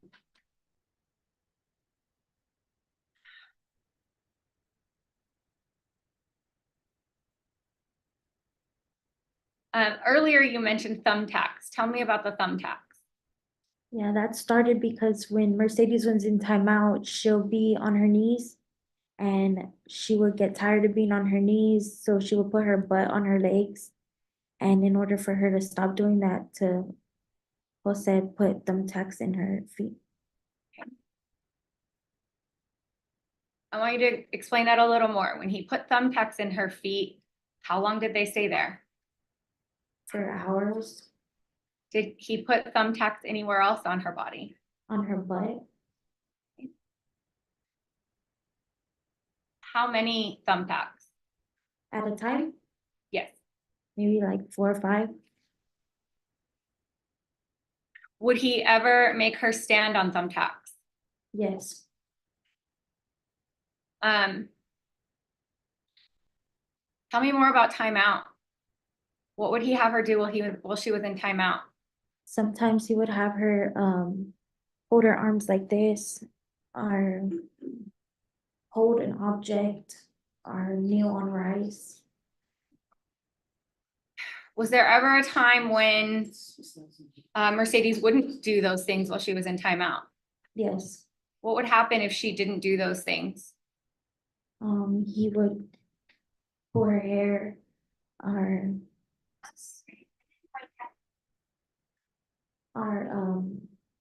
hit her hands with the phone or her feet with the phone, What phone are you talking about?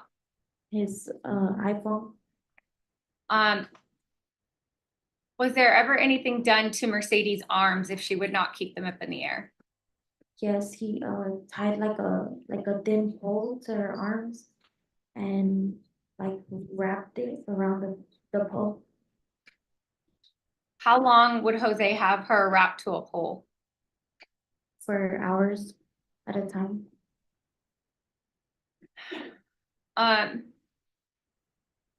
When she was wrapped to a pole, would she have clothes on?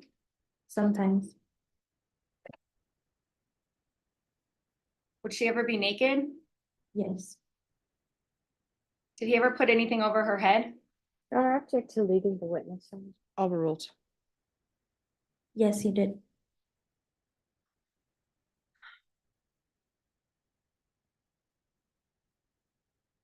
Next question.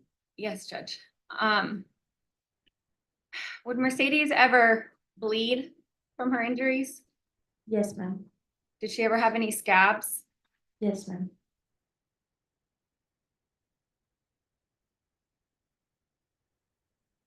Did Jose have a ring camera?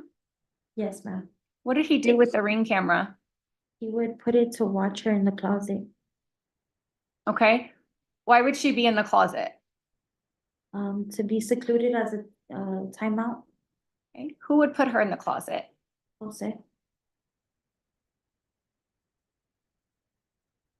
Did you ever try to stop Jose from doing these things to Mercedes? Yes. How many times? Several. Did he listen to you? No. Let's talk about how you disciplined Mercedes while at Jose's house. Okay. What are some of the things that you would do to Mercedes? I would spank her with the belt. I pulled her hair. I put her in timeout. That's it. Okay. You mentioned pulling her hair, and I believe you mentioned Jose pulling her hair out. Were you also pulling her hair out of her head? No. Was anyone else pulling Mercedes' hair out of her head? Jordan. Why would Jordan do that? Because Jose would tell her to. I'm sorry, what was that last word? Because Jose told her to. Did you hear it that time? Thank you. Can you make sure to speak into the microphone so everyone can hear you? Yes, ma'am. Thank you. You mentioned you would also put Mercedes in timeout. How would you put Mercedes in timeout? I would put her in the corner of like the wall and have her face the wall with her hands behind her back. Okay. Did you ever have her kneel on rice? No. Never. Maybe once or twice. Okay. Did you ever put Mercedes in the closet for timeout? Yes.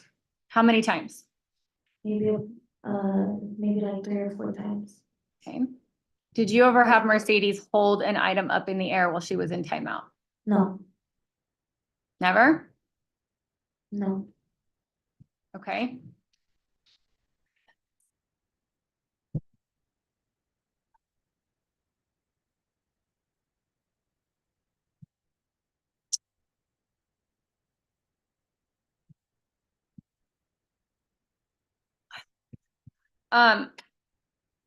Did you ever put thumbtacks in Mercedes? No.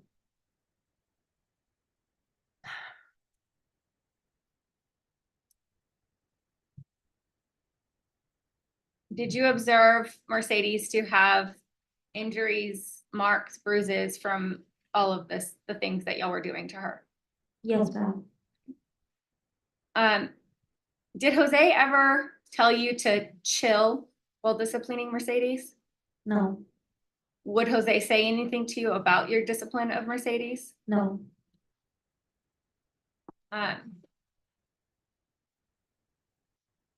Do you recall saying that Jose would say that you weren't disciplining Mercedes enough? Yes, ma'am. Object, hearsay. Hearsay. I gotta be overruled. I'm sorry, what was your answer? Yes, ma'am. Okay. And leading, Your Honor. All right, as to leading, that will be sustained.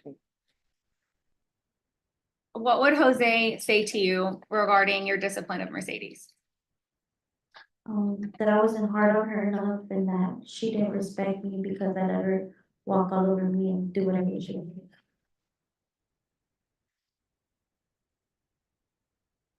Did Jose ever make Jordan do anything else to Mercedes besides pull her hair? Objection to leading question, Your Honor. Overruled. You can answer the question.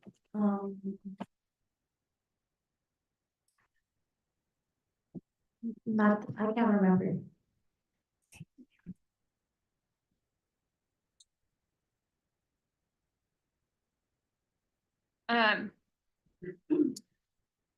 Did Jose have any animals? Yes. What did he have? 2 pit bulls. Okay. Did anything ever happen to Mercedes' teeth? Yes. What happened to her teeth? They fell out. Okay. How did they fall out? From my assumption, I think they fell out Your Honor, because object to speculation. Sustained. Did you ever see anything done to Mercedes' mouth? yes. What did you see? So I would stick her underwear or a sock or some like clothing in her mouth and then pull it out really quickly Okay. And why would he put a sock or clothing in her mouth? because she would cry. What would Jose do when Mercedes would have an accident? You would like mop the floor with her in her yard. What do you mean by that? You would get her on the ground and just drag her in her urine. Did he do anything with her clothing after she would have an accident? He would put it in her mouth.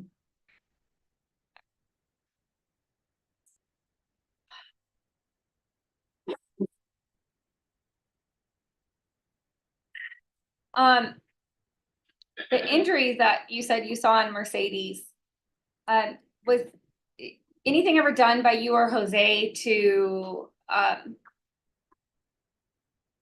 treat those injuries? Yes, ma'am. What was done? He would buy her like little cooling pads, the hot and cold cooling pads, and put them on her bruises, or he would buy Neosporin for her cuts, or he would buy something that like causes the bruises to go away, and just stuff like that. And when he would put those things on her, can you describe that to the jury? Me to ask a different question? Yeah. Okay. Would he put those on one part of her body, a lot of her body? Well, everywhere that she had bruises, and she was bruised up pretty much everywhere on her body. Okay. Why were y'all doing that? I wanted her to heal and get better. Okay. Did you have concerns about people seeing the bruises on Mercedes? Yes, but that wasn't the priority. Okay. I'm sorry, what was that answer? That wasn't the priority.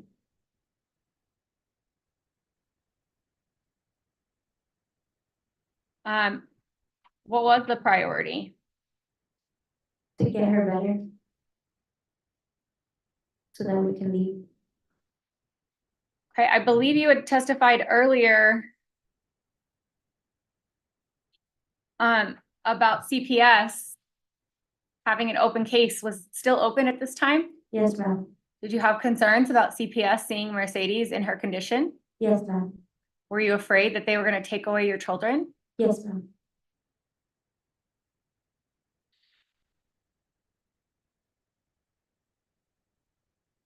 Next question. Yes, sir. I'm getting up, sorry.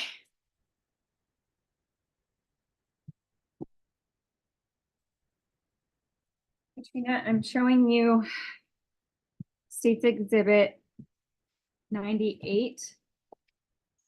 Is that a picture of Mercedes and some of the things that we just described happening by Jose Ruiz? Yes, ma'am. Okay.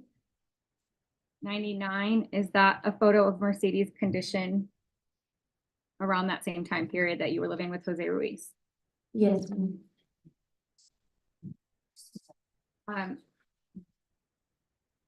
State's Exhibit 100. Is this a photo of Jose's dogs? Yes, ma'am. What's in State's Exhibit 101? Mercedes is eating some food with the bandages wrapped around her body. Are those the bandages that you just described to the jury? Yes, ma'am. Is State's Exhibit 102 and 103 additional photos of Mercedes' condition during that time period? Yes, ma'am. State's Exhibit 104, without telling me what you see, just what was this picture captured on? Do you know? A ring camera. In this picture, can you tell where it's taken, what the location is? Donna, I would object to any description of the photo at this. No, she's just asking where it was taken. Correct. How can you tell where it was taken? I just recognize it. What causes you to recognize it? The floor. Okay. Where is the location it was taken? In the closet Of what location? of the apartment, Henry B. Apartments. Whose apartment was that? Jose's. 105, State's 105, and no, State's 105. Is this a picture of some of the items that you would treat Mercedes with? Yes, ma'am. You see a hand in that photo. Whose hand is that? Donna, again, I Jose's. would object to descriptions of the photo. They're not necessary to lay the foundation and irrelevant. All right, you're gonna have to make sure you speak up and you can remain seated when you make your objections so the court reporter can hear. And please make sure you speak in the microphone. All right, with regards to that objection, it will be sustained. Lay the foundation, please. Yes, Stretch. Are all of these fair and accurate depictions of items you saw while at Jose Ruiz's or Mercedes' condition while you are at Jose Ruiz's apartment? Yes, ma'am. Actually, one more, State's Exhibit 107. Do you recognize this photo? Yes, ma'am. Is this also something that you described happening to Mercedes by Jose Ruiz? Yes, Donna, ma'am. again, she's making descriptions of the photo. All right, that objection will be overruled. Do you recognize the location in this photo? Yes, ma'am. Where was it? Can I see what can? I believe that's on the floor of the room. I'm sorry, whose apartment? Jose's.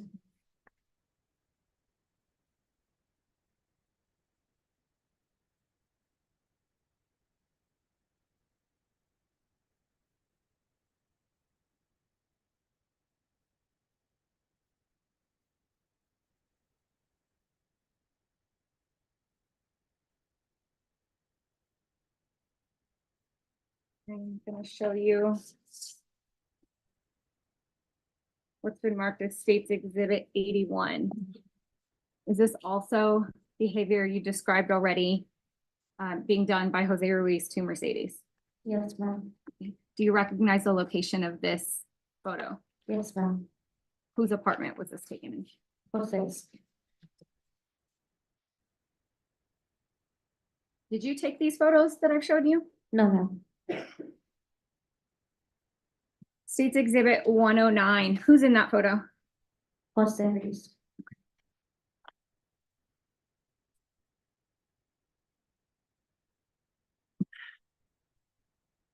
At this time, State would move to admit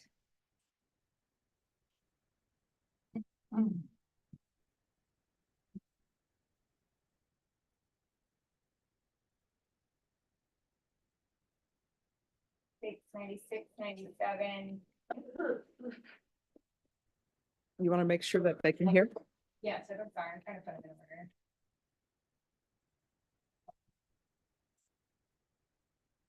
Thank you.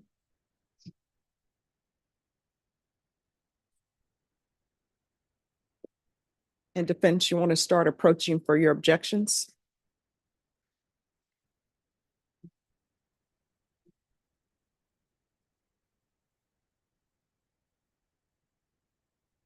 States 96 through states 109.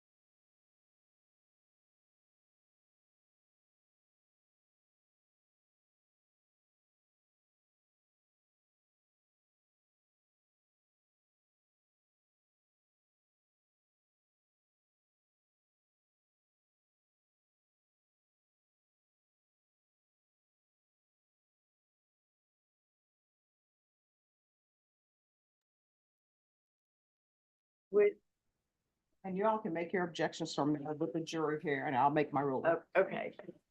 Okay, because it this, Yeah.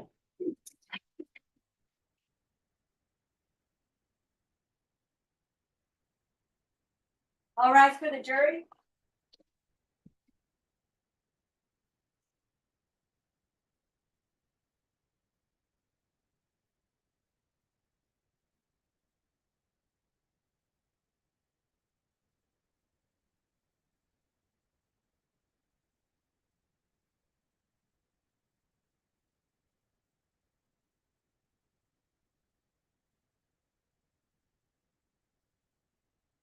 You may be seated. State, what exhibits are you offering?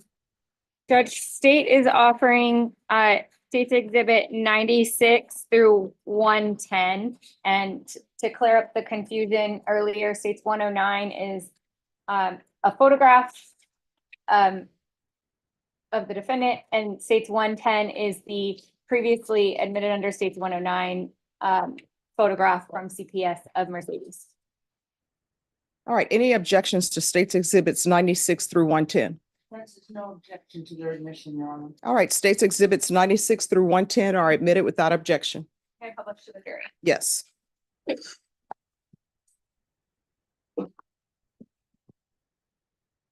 Okay. Gentlemen, that's reserving what has been previously urged. With regard to running. I'm sorry, you need to speak up. And that's without waiving what had been previously urged to the Well, court. defense counsel has said that she has no objections to State's Exhibit. That we didn't, All right. not to the content. State's Exhibits 96 through 110 are. I want to be clear. There's no intention to waive any previously urged objection. That's correct, Your Honor. This is only to the admission of the evidence by the state right now, Subject to prior. subject to prior objections and the running objections that we have. All right, State's Exhibit 96 through 110 are admitted. And for the record, the court has reviewed State's Exhibits 96 through 110. And if there was an objection to probative value, the court is finding that it is more probative than prejudicial. And that's as it relates to State's Exhibits 96 and 110. And the court is finding that State's Exhibits 96 through 110 is relevant. You may publish.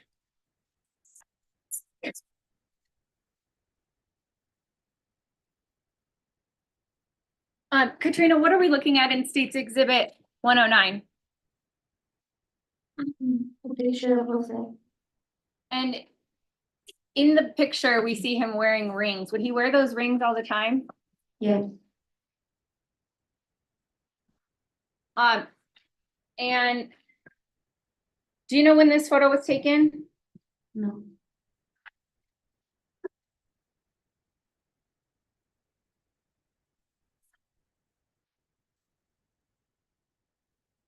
Okay, State's Exhibit, I'm sorry, let me start with State's Exhibit 97. Okay.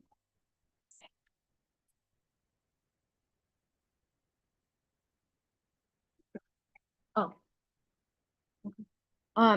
What are we looking at here? Picture of Mercedes holding looks like a jug or something. How do you know that that's Mercedes? Because of the clothes she's wearing. Was this a photo that was sent to you? Yes, ma'am. Who sent this photo to you? Okay. Do you remember what day he sent that to you? Sometime in January. Of what year? 2022. Was this the day that Jose took custody of Mercedes? Yes, ma'am. Objection to the characterization of custody, taking custody of Mercedes. Sustained. In State's Exhibit 97, who is with Mercedes? Jose. Is anyone else with Mercedes? No. State's Exhibit 96. What are we looking at here? A picture of Mercedes. Okay, have you, how did you get this photo? I don't remember that photo. Okay.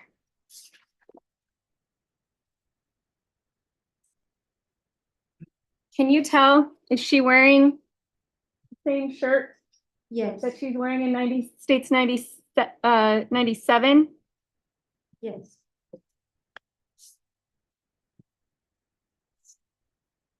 States Exhibit 98. What are we looking at here? A picture of Mercedes. What is she doing? She's in the shower with something in her mouth. What is in her mouth? Clothing. You know what kind of clothing that is? Her underwear and her shorts. Why would this happen to Mercedes?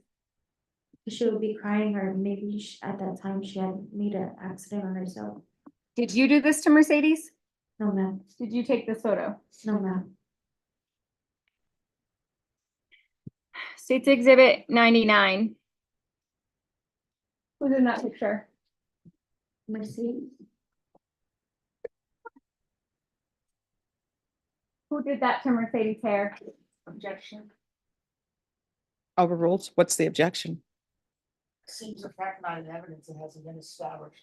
All right, that'll be overruled. Who did that to Mercedes' hair? Jose. Did anyone else do that to Mercedes' hair? Jordan. Did you take this photo? No, ma'am. States Exhibit 100. What is in this photo? The dogs. Whose dogs? Jose's dogs. States Exhibit 101. Who is that? Mercedes. What is on her body? The hot and cold patches And where on her body are those hot and cold patches? on her face and her arms. Who else is in that photo? Can you tell?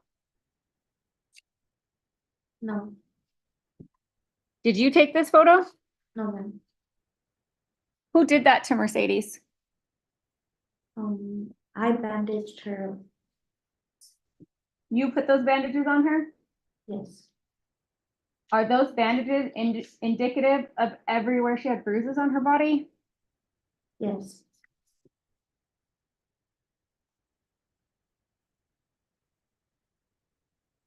States Exhibit 102. What are we looking at here? Mercedes' mouth. What happened to Mercedes' mouth? She's missing teeth. What else do we see on Mercedes' face? Jose's fingers. On her face? Does she have any bloody- other injuries? Bloody nose. Okay, what else? It looks like she has some bruises on her face. Who caused those injuries to Mercedes' face? Jose's. Did you cause any of those injuries to Mercedes' face? No, Did you take this photo? no. States Exhibit 103. Can you see those bruises on Mercedes' face more clearly in this picture? Yes, ma'am. What about Mercedes' hair? What's going on with her hair in this picture? It looks like she's losing some. These pictures we've been showing so far, what time period were they taken in? The 3 weeks before Mercedes passed away. I'm sorry, I didn't hear that response, man. The 3 weeks before Mercedes passed away. 3 weeks.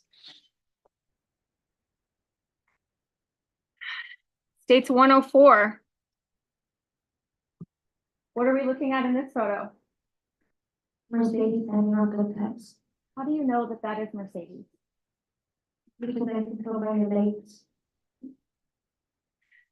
How many children were living in the house at the time? Just Jordan and Mercedes. Did Jordan ever have to stand on thumbtacks? No, ma'am. Why not? I don't know. Was Jordan a good child? No, Jordan's bad sometimes too.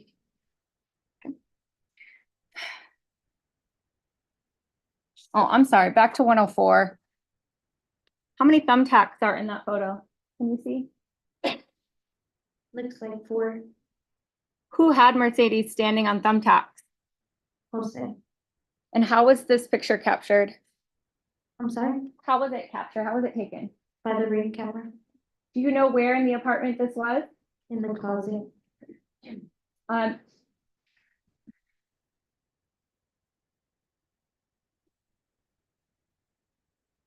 States 105, what are we looking at here? The golden hot pads. Okay. Who purchased these cold and hot pads? Jose. How many times were they purchased in those 3 weeks? Many times. How many? Many. Maybe what? Many. How many? States 107, what are we looking at here? Mercedes bending down. Okay. What's going on with Mercedes' arms in this photo?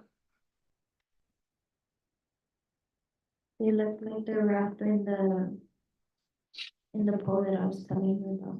Can you describe this pole to the jury, please? It was a thin pole about this long. Did it have another purpose or was it just a pole? It was so that she wouldn't mess with the bandages. Whose feet are in this picture? Jose's. Did you take this picture? No, ma'am. Does Mercedes have any clothing on in this picture? No, ma'am. Where were you when this is happening? I'm not sure.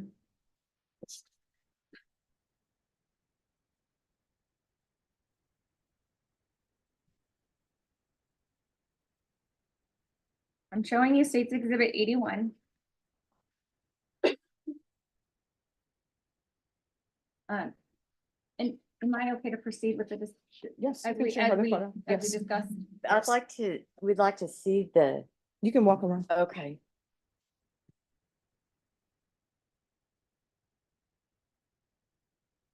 Judge and I, usually when the state shows a picture, they pass it to the table first. This All right. has been previously tendered to defense. All right, and just 1 second, stop, just 1 second. So the record is clear. When the state says, can we do this as we discuss? That was a discussion that was had with both the state and the defense attorneys. And I just want the record to be clear with that. All right, would you show defense counsel the exhibit? For the record, Your Honor, my memory doesn't include every single item that we looked at. I know I've seen it, but it would help to refresh it again since it's relevant now. Objection, this is a pornographic photograph, Your Honor. The child has no clothing on at all, and every part of her body can be seen from the front. Objection as to the pornography. Counsel, this was the photograph that was discussed. If you all can approach. Your Honor, that. Approach. Approach.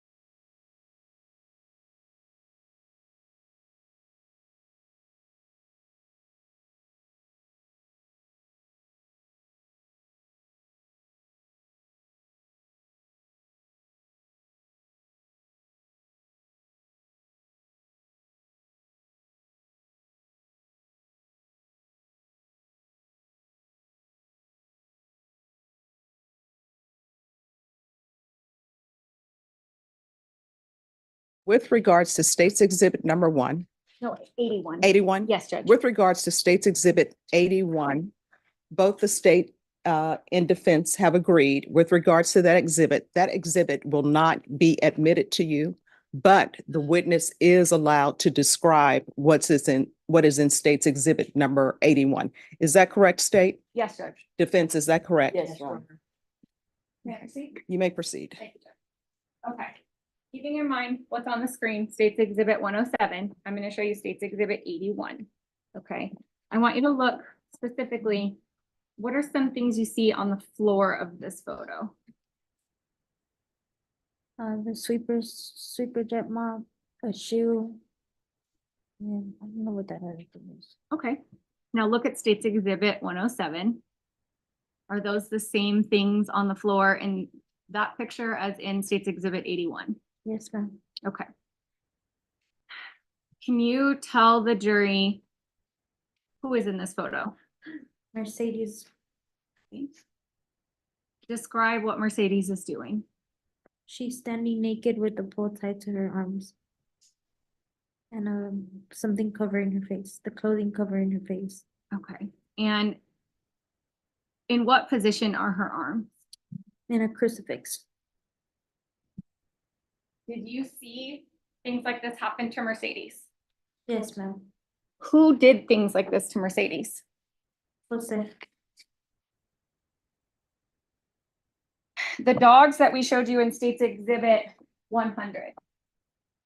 Would they ever go to the bathroom in the apartment? Yes, ma'am. Was anything ever done with dog feces to Mercedes? Yes, ma'am. What was done? Jose had put dog feces on her face. Is this something that you saw happen? I didn't see it happen, but I saw it afterwards, after that it happened.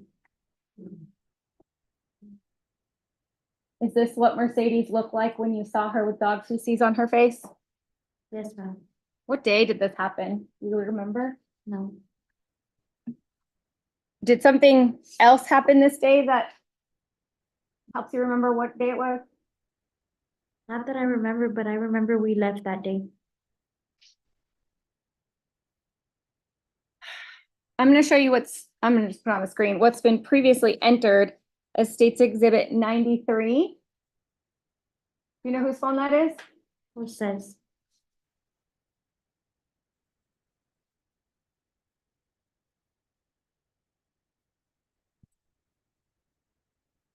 Judge, may I publish 108? Just one moment before we publish 108. Would you all like to take your break now, or do you wish to continue? All right, so we're going to take a break. I'm going to have you all back here at 2:30. Remember my instructions. You're not allowed to start deliberating internally or with each other. You're not allowed to discuss anything that you've seen with anyone else. You're not allowed to do any research or watch anything. Everything that you need to know about this case is to come from inside the courtroom. Does everyone understand? All right, please rise for the jurors.